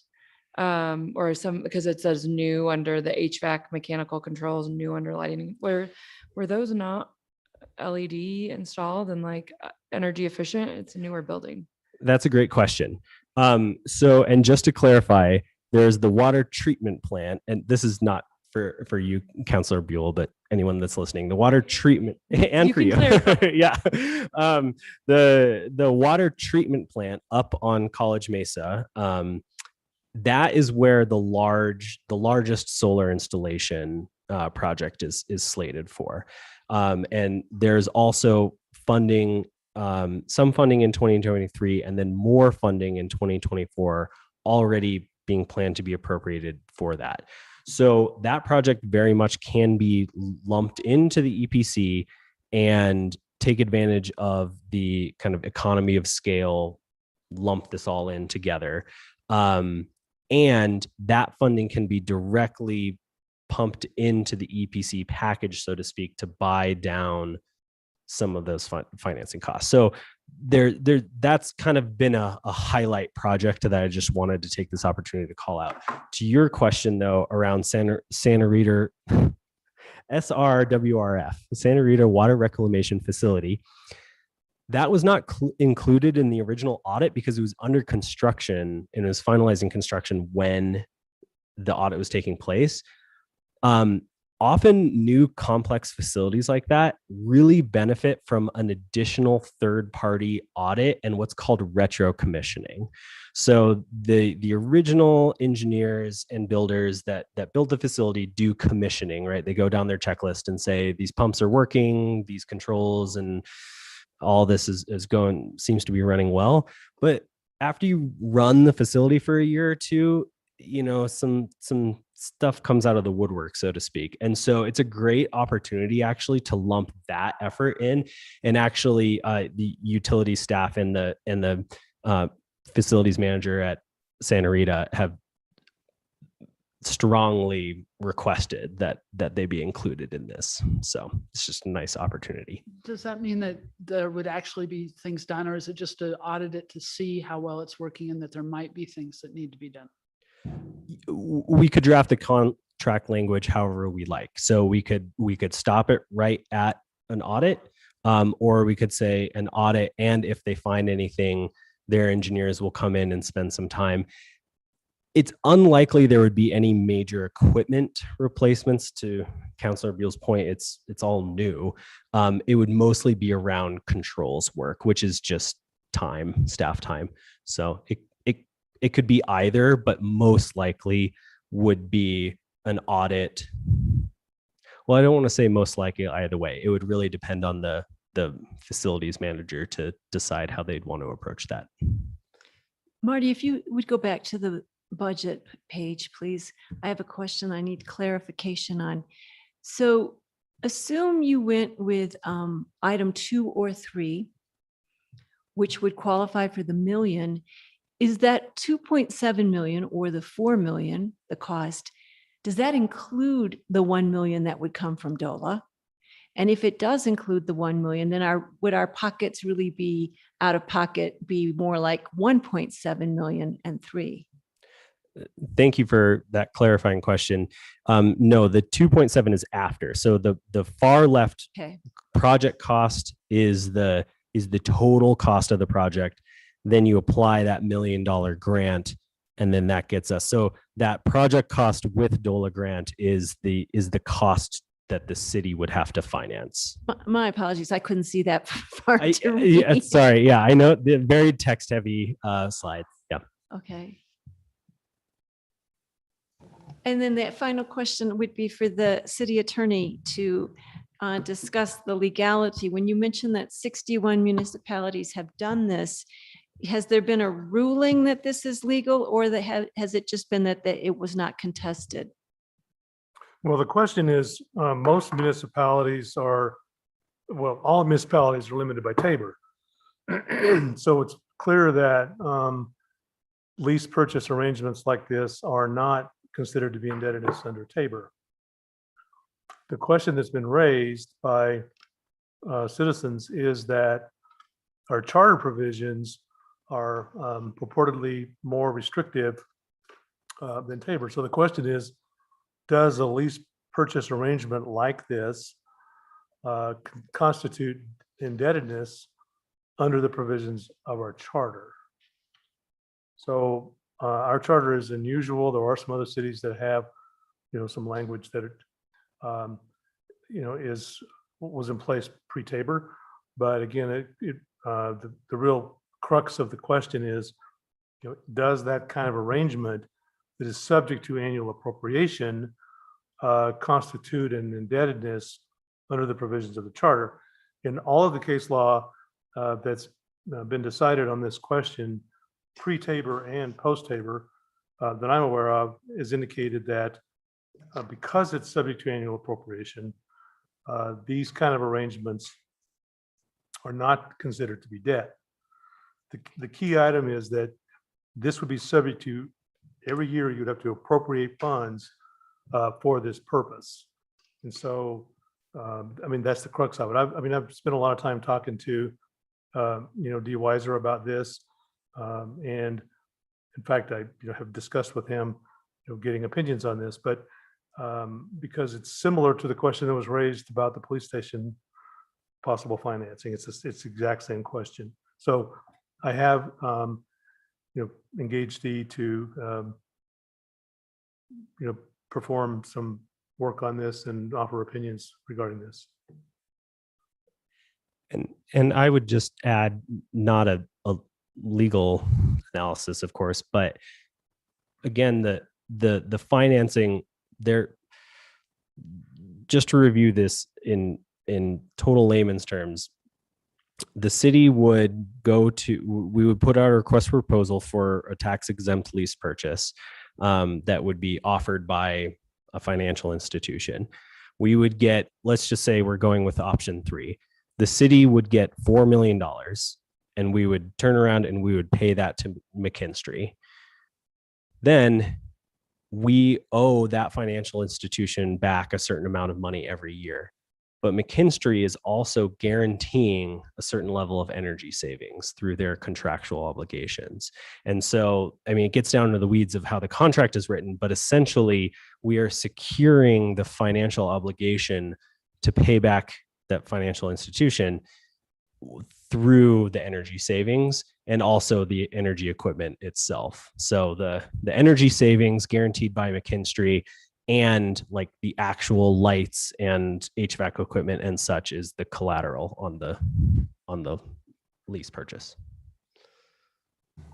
Councilor Bosmans. Yes, thank you for that presentation. I have a couple of questions and comments to make. I remember reading the EPC, and I went through this again, the document from last year. And I just want to remind everybody that the total cost of the total cost at the time was 6.4 million, as was as shown, 6.2 there, but there's a 0.2 additional cost. And the actual direct construction cost is 3.5 million. And the consultant for design and project management, all those things, gets 2.5 million. So he gets about 40% of the total project cost. That's not including contingency or the financing cost. So if you can you go up 2 sheets? I think it's 2, one more. Where your example was on the finance. There you go. This, the So home, yeah. to make it very basic example, this would be if the city does a project. It costs 5,000, you save 500 a year. But if we use an EPC based on that 40%, you would have a cost of 9,000, 40% goes to the consultant, the rest is the construct cost for the construction. So you'd actually spend 4,000 extra to make the same savings and have the same $5,000 heat pump. So to me, it is important that people realize that 40% goes to a consultant for the management and etc. Now, on the Councilor same, Bosnes, will you clarify for that? I just question. So if you, I just want to, so I understand your point. okay. I don't get that, like, so say it's 5,000. You So- said it was 40%. Wouldn't that be 2,000? And then you're coming to No, 9. the cost for the pump is 5,000. So if we buy a pump for 5,000, then the cost is 5,000. If I hire an EPC and they charge 40% goes to the EPC and 50% is actually the cost. So that means the pump I'm end up paying, I'm paying 9,000, even though the pump itself costs. I'm going to call for a point of information. Does the contractor take 40% of the cost? Okay, can I bring the? That's a point of information. But I can clarify that. Shall I clarify it? I am asking Marty to clarify. But I was discussing and I'd like to. He's doing it backwards. So you're thinking of it like coming down.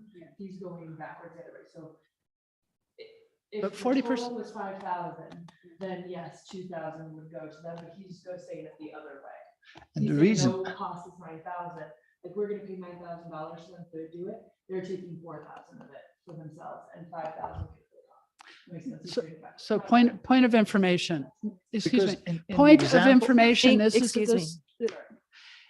does the contractor take 40% of the cost of the project and put it in their pocket and and then, do you know what I'm saying? Anyway.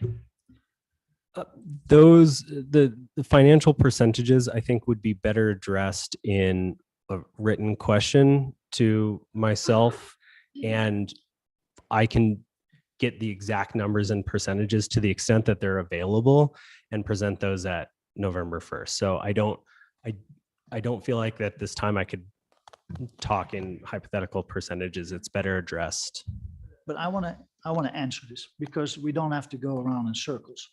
In the EPC document, the document from 2010, October 21st, there is on page 9 of 289 a breakdown of all the costs, and it goes by category. And if you look at the breakdown of the 6.244 million, the total direct construction cost, I'm reading it straight from the screen. If you want, I can share it. It's 3.494 that is total direct construction cost out of the 6.244 million. And the other topics are all consultant related, management related, design related. So if someone wants to question it, I just pointed out exactly where you can find it. So let me continue with my comments. Could you please read out the other ones? So you said there was design. How much was design? It is open the document. It is a full page document. How much was the design? Marty, would you be willing to open the EPC contract? I honestly think that him knowing though that we want to see that information with the new numbers would be amazing on the November 1st meeting. So I think that that's really all we need to do. These are old numbers from 2010. They're actually not even applicable right now. I mean, that's a concern for sure. I agree with you. I would like to finish my point. No, I agree. find I'm it just very insulting that it continuously I get. No, I understand, but it's Excuse like, me one moment, just one moment. Please make your point. I have a point. Does anyone else have some questions that we need to cover? Melissa does as well. So finish your point and we will continue on. I also do want to note that I get to comment to your first point before you move to the next one. I'm in the middle of a comment and I've been interrupted by pretty much every counselor on this table.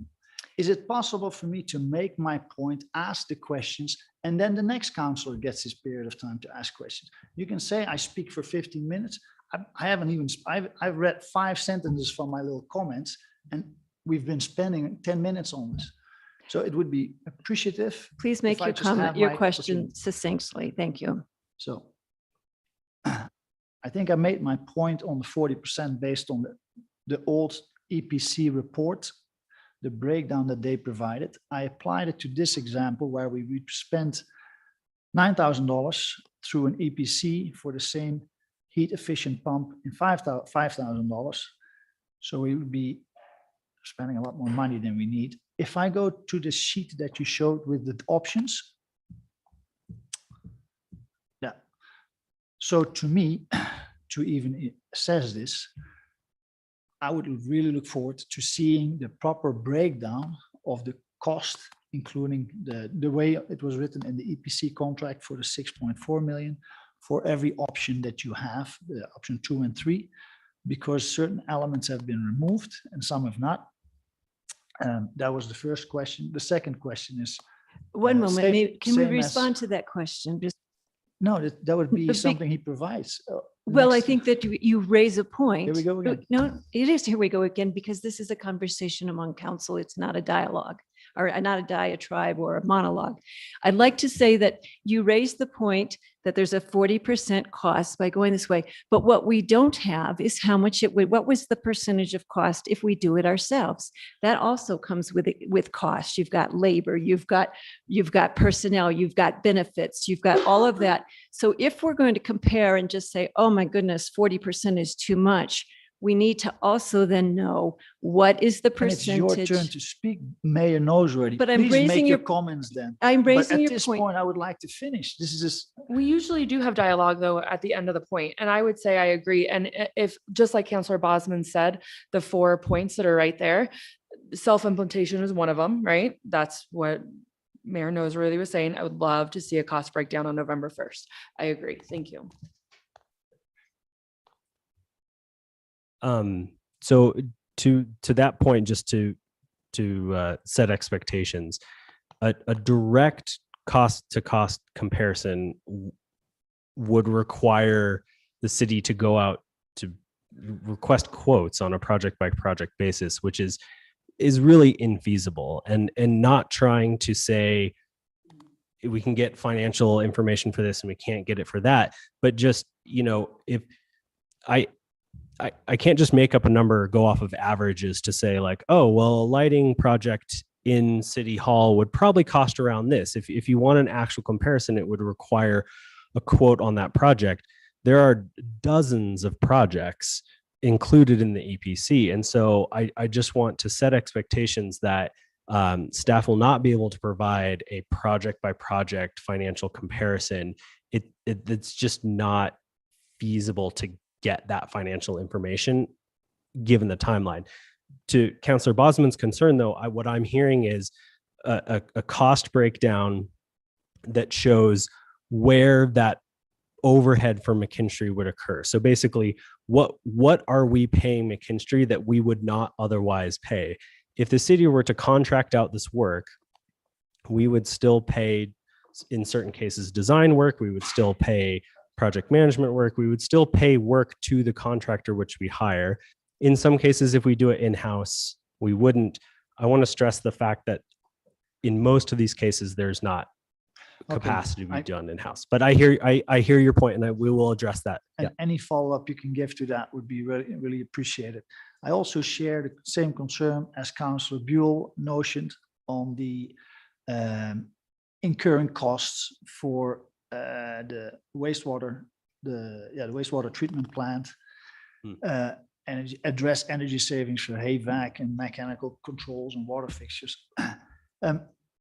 The next concern or question I have is buildings that may change. You already removed some from that list, and there are still buildings that could change. Carnegie Hall, City Hall, I'm not sure, but those make significant cost changes because I think the HVAC for Carnegie Hall is $800,000.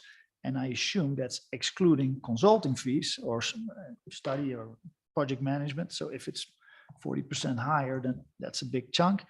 When I look at the EPC, I would split it in small and big projects. So solar projects and all the smaller, most of them are smaller projects. And I think local contractors and or maintenance staff within the city are perfectly capable to address all those, such as lighting and water fixtures. And according to the package, it's already done in the internal in-house at the rec center, Chapman Hill, and library. So another question I will ask you, or hopefully you can address for the next time, is what is holding us back from doing these small projects internally for the other locations? Now, if you look at the larger projects, we're looking at 6 solar PV projects. Since the airport solar project is managed in-house, we've gone through the learning curve. Any future larger project would be easier to manage. It is unrealistic to say we do it all at once, because I think you mentioned that in EPC, everything can be done at once. I think it's not really realistic to expect to be done that. So not only do we have a project that we are doing at the airport in-house, we have the water treatment plant the water treatment plant where we have discussed it, and there is progress already being made. And we hired specific staff on public works to manage such larger capital projects. So again, what is holding us back from just continuing with doing it in-house? And I'm not saying we do the design or the engineering. I'm saying manage the project in-house so that we save ourselves 40% of the total budget. And then let's see. So when you look at the options, so an option I would like to see is not only the breakdown, but also just to split up only the larger projects, the solar projects, and run it through either an EPC or compared to having one of the contractors with their engineers do that project, because I think the cost savings are significant. I'll leave it at that. Okay, thank you. Melissa, I know you want to say something, and then I also want to make some math discussion about cost savings. So I'll come back to that. You can go first if you like. Thank you. Well, thank you. What I want to say, following up on that, it's not, in my mind, accurate to say this is a 40% cost automatically to this, that the city would then be bearing. You have to think, what does it cost for our staff to do this work? Because if they're doing this, they're not doing something else. So when we think about this, you can't just say this is 40% and we could do it in-house. That comes with costs. So I'm not interested, Marty, I appreciate, I'm not looking at a cost by cost. I'm looking at an estimate of, is it 20% of cost for us to do it in-house? And then if you have a 15% savings because of the million, are you looking at 40 and 35? I'm trying to make certain that we're comparing things apples to apples rather than just one interpretation without the full understanding that even using staff time, they're doing this, they're not doing that. So that's where I'm trying to make clear that everything comes with a cost. And there's also the cost of turning down the money. Thank you, Melissa, for letting me. Thank you. And statement. We will definitely do that analysis and are hearing the takeaways from these points. So thank you. I just want to add one more. We're going to thing. go to Melissa now. Thank you. Oh, sorry. Just a small comment. I hope you understand that I encourage and I am very supportive of everything that the EPC states. Maybe that's not clear. We're all working through the same direction. It's just how to get there. And I think that is the key difference. how do we get there and how fast, because this is already a year old and we've had 7 meetings on it. So to keep moving forward. On to Melissa. Thank you. First of all, I wanted to say, if I could just a little positive here, I really appreciated the agenda doc, the pros and cons, the way you laid that out. Thank you. That was very helpful. So I thought that was very well done. So thank you for that. I do share some concerns that Councillor Bosmans has raised. I shared it with Jose earlier. In my one-on-one, I'm concerned over building changes. It is a real concern to me too, like Carnegie, of course, and River City Hall. I mean, that we just don't know. I mean, we've been playing Monopoly for quite some time and we still do. So I am concerned about that. That's just one of my concerns. I'm very thankful that we have access to a $1 million DOLA grant. I don't want to lose it. And I just one question I would have, you're welcome to respond in writing if you'd like, or you can look at, and I don't think it's a hard question, but I'm wondering if there are other funding options potentially out there, if this is so heavily funded by the state. Yeah, that's a great question. So to your point and question, and Councillor Bosman's point as well about which facilities should and shouldn't be included. In all honesty, that's one of the things that has taken the longest to bring this update to council. You'll see some of those buildings up there. There have been some conversations around the future of some of those facilities. And so until it is a bit of a chasing a moving target, at some point we have to nail down a scope. I will just say, and I'll respond to this in more detail in writing, but if we were to invest upgrades in a facility, but then that facility was no longer owned by the city in the future, there are ways to kind of incorporate what is still owed on that facility into the sale cost and other things. That's not uncommon. It's not preferred, but it's not an insurmountable issue.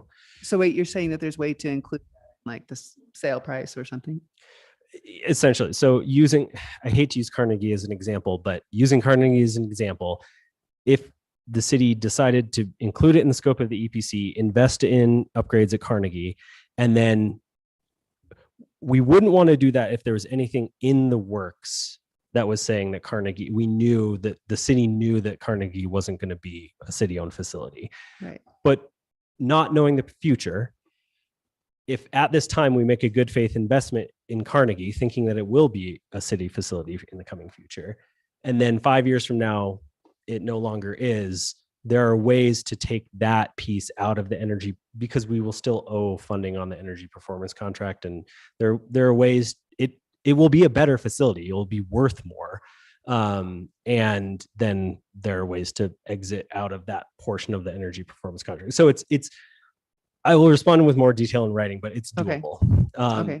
And then to your point of the DOLA grant and additional funding, I do want to highlight that a change in scope to any extent here is going to also require an amendment to, or an option on the contract with DOLA. And there are also considerations of, we took this grant in good faith, and what does it mean to go back to DOLA and say, actually, we don't need this full amount, or potentially turn it down. There are implications there.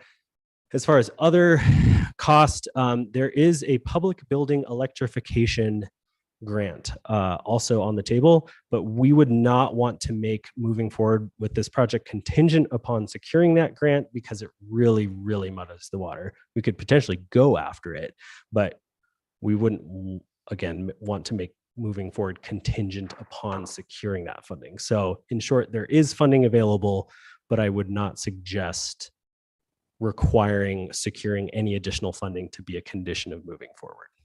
Okay, I was just curious, since it's so heavily state supported, just a couple other thoughts and questions.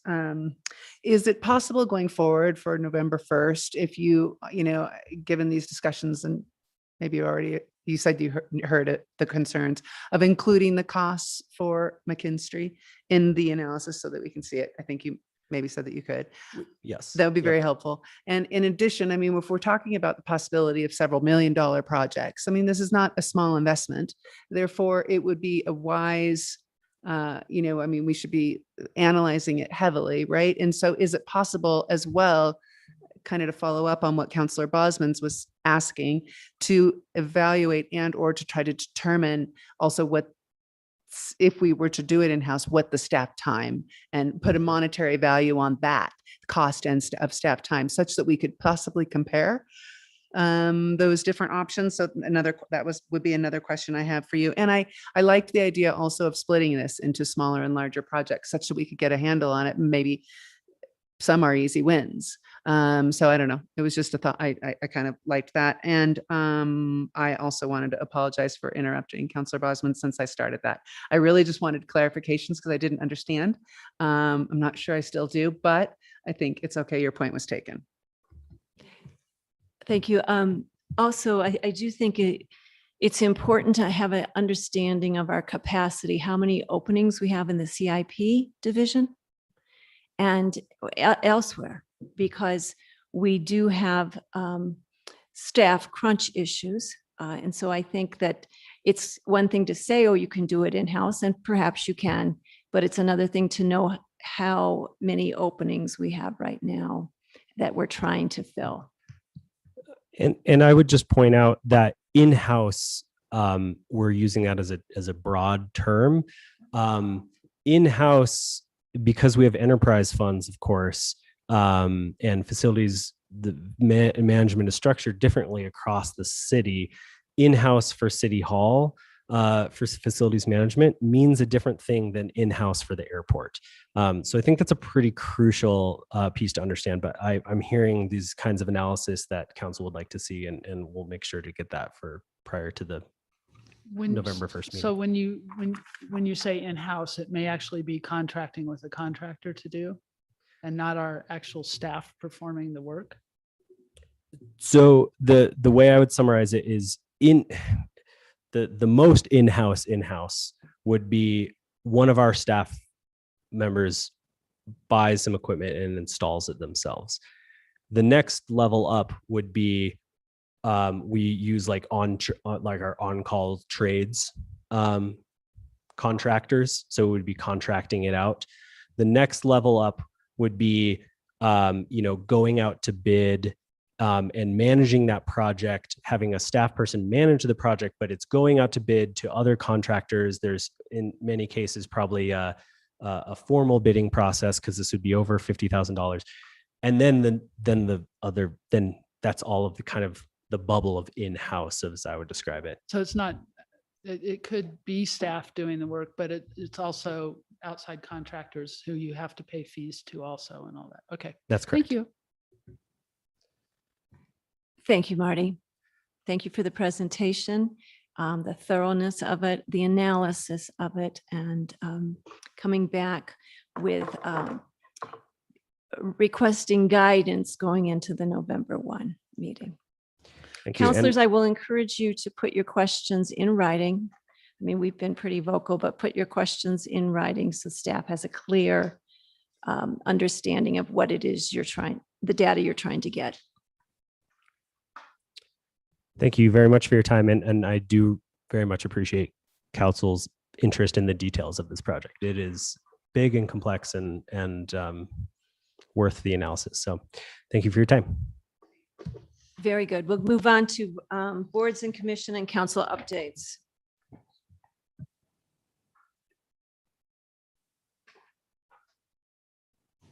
Who's going first?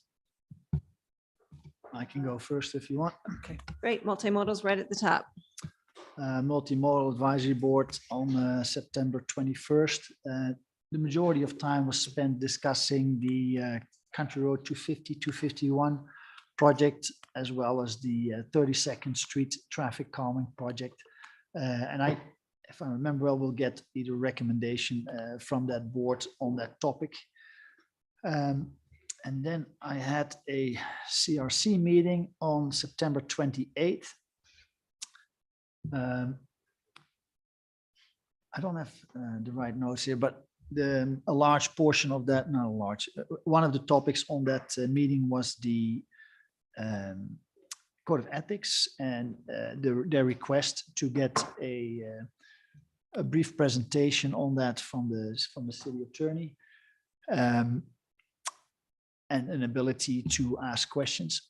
There was an email saying it's not the right time, I guess. I can't remember the exact wording that was provided, but I can pull it up if needed. But I think we'll get a letter from the CRC on that topic. And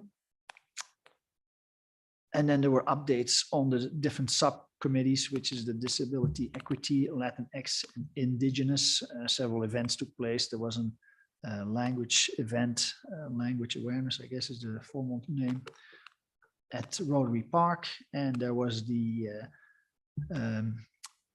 major event in Ignacio, the powwow. And yeah, those were the things. And they are trying to schedule a date for the strategic planning.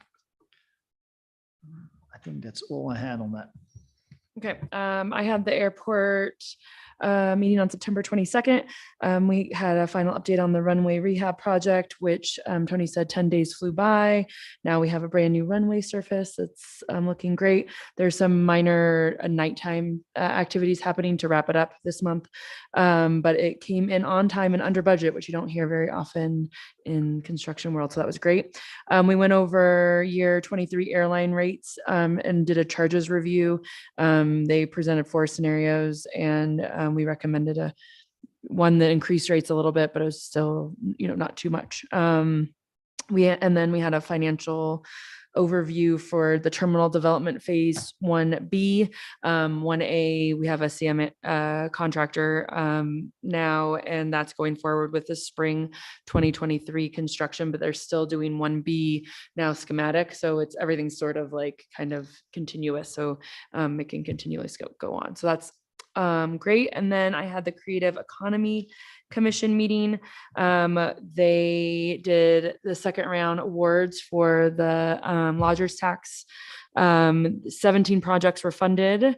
$250,000 in funding was distributed. I was going to pull up the variety of projects is it's neat there's some arts education, creative placemaking, facility updates, a festival, landscaping, performing arts, sculptures, storytelling, and sustainability efforts. All types of project types were funded. So now we are at 36 total projects funded, $500,000 in arts and culture funding committed. It increased the city of Durango's per capita arts and culture spending from $3 to $26. So that, is super. For next steps, all applicants have been notified of funding status. 2023 applications will be launched November 15th, and then deadlines will be January 31st of 2023 and May 31st of 2023. So now we'll kind of get on a good annual schedule. It was kind of behind because we were behind with that. And then the last meeting I had was yesterday. We had the strategic and long-term finance advisory board meeting, SALTPAB.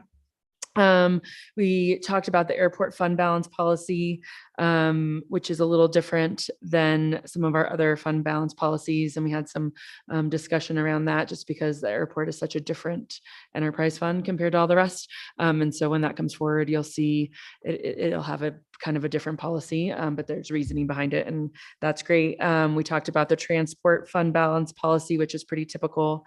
And that one will be coming forward, I think, quicker to city council. And then we talked about an initial go at the debt management policy, which was a much bigger conversation and has a lot more work to go, and is a lot more complicated, but it was good discussions. We talked about credit ratings and different, something good for the city to think about. Like if we want to always have an attainable credit rate, even though we don't necessarily go after it, you always want like a goal of getting the, what is it, AA-B or AAA-B or whatever, And so it was an interesting discussion, but I think we'll have lots more discussion to go on that one. So those were my 3. I missed the library meeting, but Luke is here. I wasn't sure if do you want to just give a quick one? Okay. Thank you, Luke. So when we met, I gave an update that we were on schedule with the library usage and attitude survey and the mill levy survey. I'm hoping to hear back to have at least the broad, like big picture look at it by the next city county joint meeting. Talk to Grant at the advisory group. He thinks we can meet that for just like not a full, all the data with all the charts in a nice presentation form, but just the big points. Should have that by then, and then follow up with, super ultimate data. And we also heard from one of the board members, Marta, who talked about the experience of homelessness and her working first person with that and providing a face to it. So that'll have full detail in the minutes, but it was an excellent presentation. And then other than that, we just updated on the fact that our numbers are doing quite well. And we see kind of a step up when you look at the annual numbers just continuing to go up. And so we're really happy to see that and hope to see it just as going back to business as usual, slowly but surely. Thank you so much. And then I would just give a quick brief update. I attended the CML district meeting in Pagosa Springs, which was really great. And I wanted to let you guys know one thing. There were, we have 9 districts, or 9 municipalities in our district. Durango is definitely the biggest. And at this meeting, there was a lot of people. There were 7 people from Cortez, 9 people from Bayfield, 2 people from Dolores, 5 people from Ignacio, 7 people from Mancos, 10 people from Pagosa, of course, because it's in Pagosa. And for Durango, it was me. And so you guys, I just want to encourage, these are representatives, these are counselors, and mayors, mayor pro tems, they're all there. And it's a really great opportunity to engage with CML, to hear what other communities are going through. I know that's it's not our only option to understand what communities are going through, but it's a really good one. And you can connect with CML staff, and it's a very economically, financially, affordable way to do so. And I really recommend kind of going forward, you try to go to these district meetings. You get updates on statewide ballot initiatives, and you can ask a lot of questions. And it's interesting because when I go to the CML board meeting or the CML meetings up in the Front Range, I often feel like this little tiny town, and then there's all the big Front Range towns. And I feel like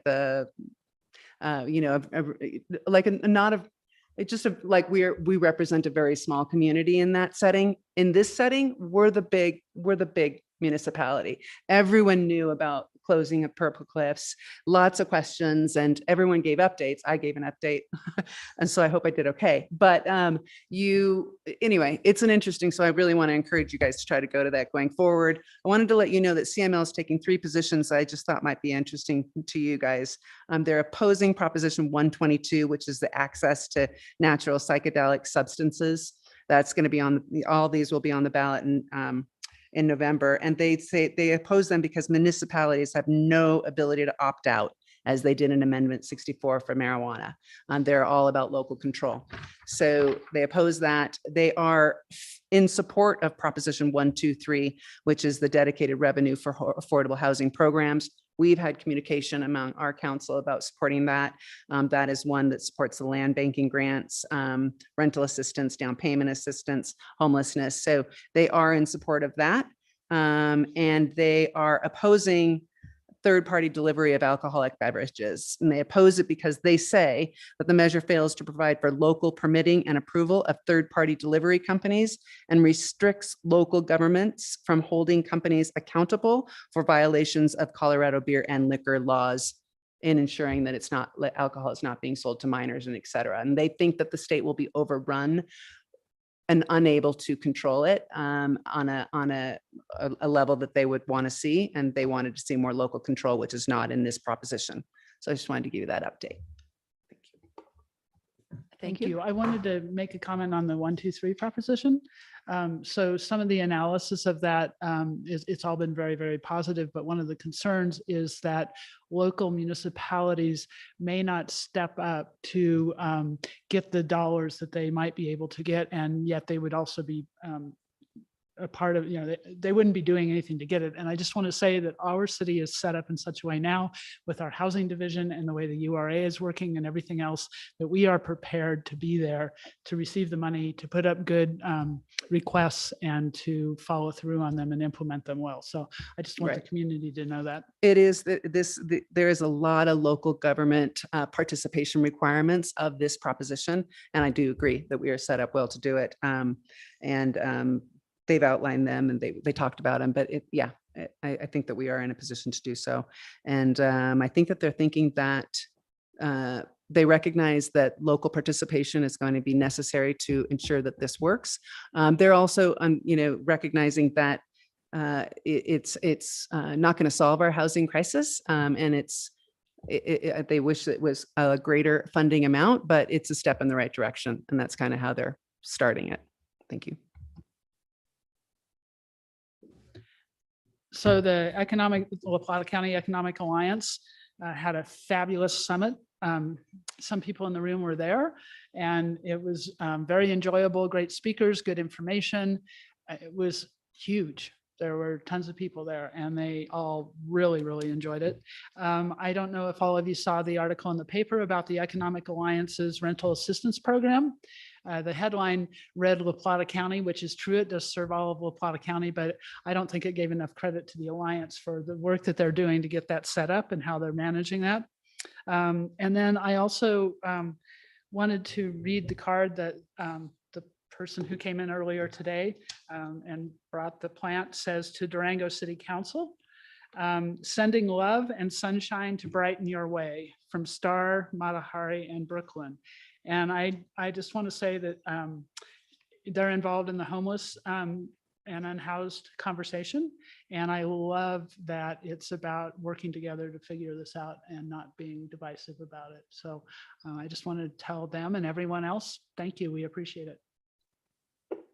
Thank you. I will just report that I attended the Mayor's Youth Advisory Council meeting. It was their first meeting coming together. It's an energetic group, about a dozen or 13 students from 9th grade through seniors. And they're starting to develop their projects. They're going to be meeting tomorrow to think about what it is they'll be doing. So don't be surprised if some students reach out to council to be talking to you. So, and then I will also say that the city manager and I, we participate in a coordinating council. I think it's every quarter. And we met yesterday. It was with 9R, FLC, and Pueblo Community College. And as you can imagine, the discussions centered around housing, the difficulty of housing, and wage payment, being able to hire and retain workers. And then, what I will say, I don't know if you wanted to add anything to that, Jose, but mainly it was just opportunities, and we still continue to look at ways to partner with that group. Just a great meeting to continue to outreach in a way to connect. Glad to have that opportunity. And then the last thing I wanted to say is that all of council was at a meeting between the city and the fire and the Durango Fire Protection District. We got an update and a timeline on the project management. It was really detailed and thorough, and I appreciate the staff's effort that went into that. And on that note, we'll adjourn.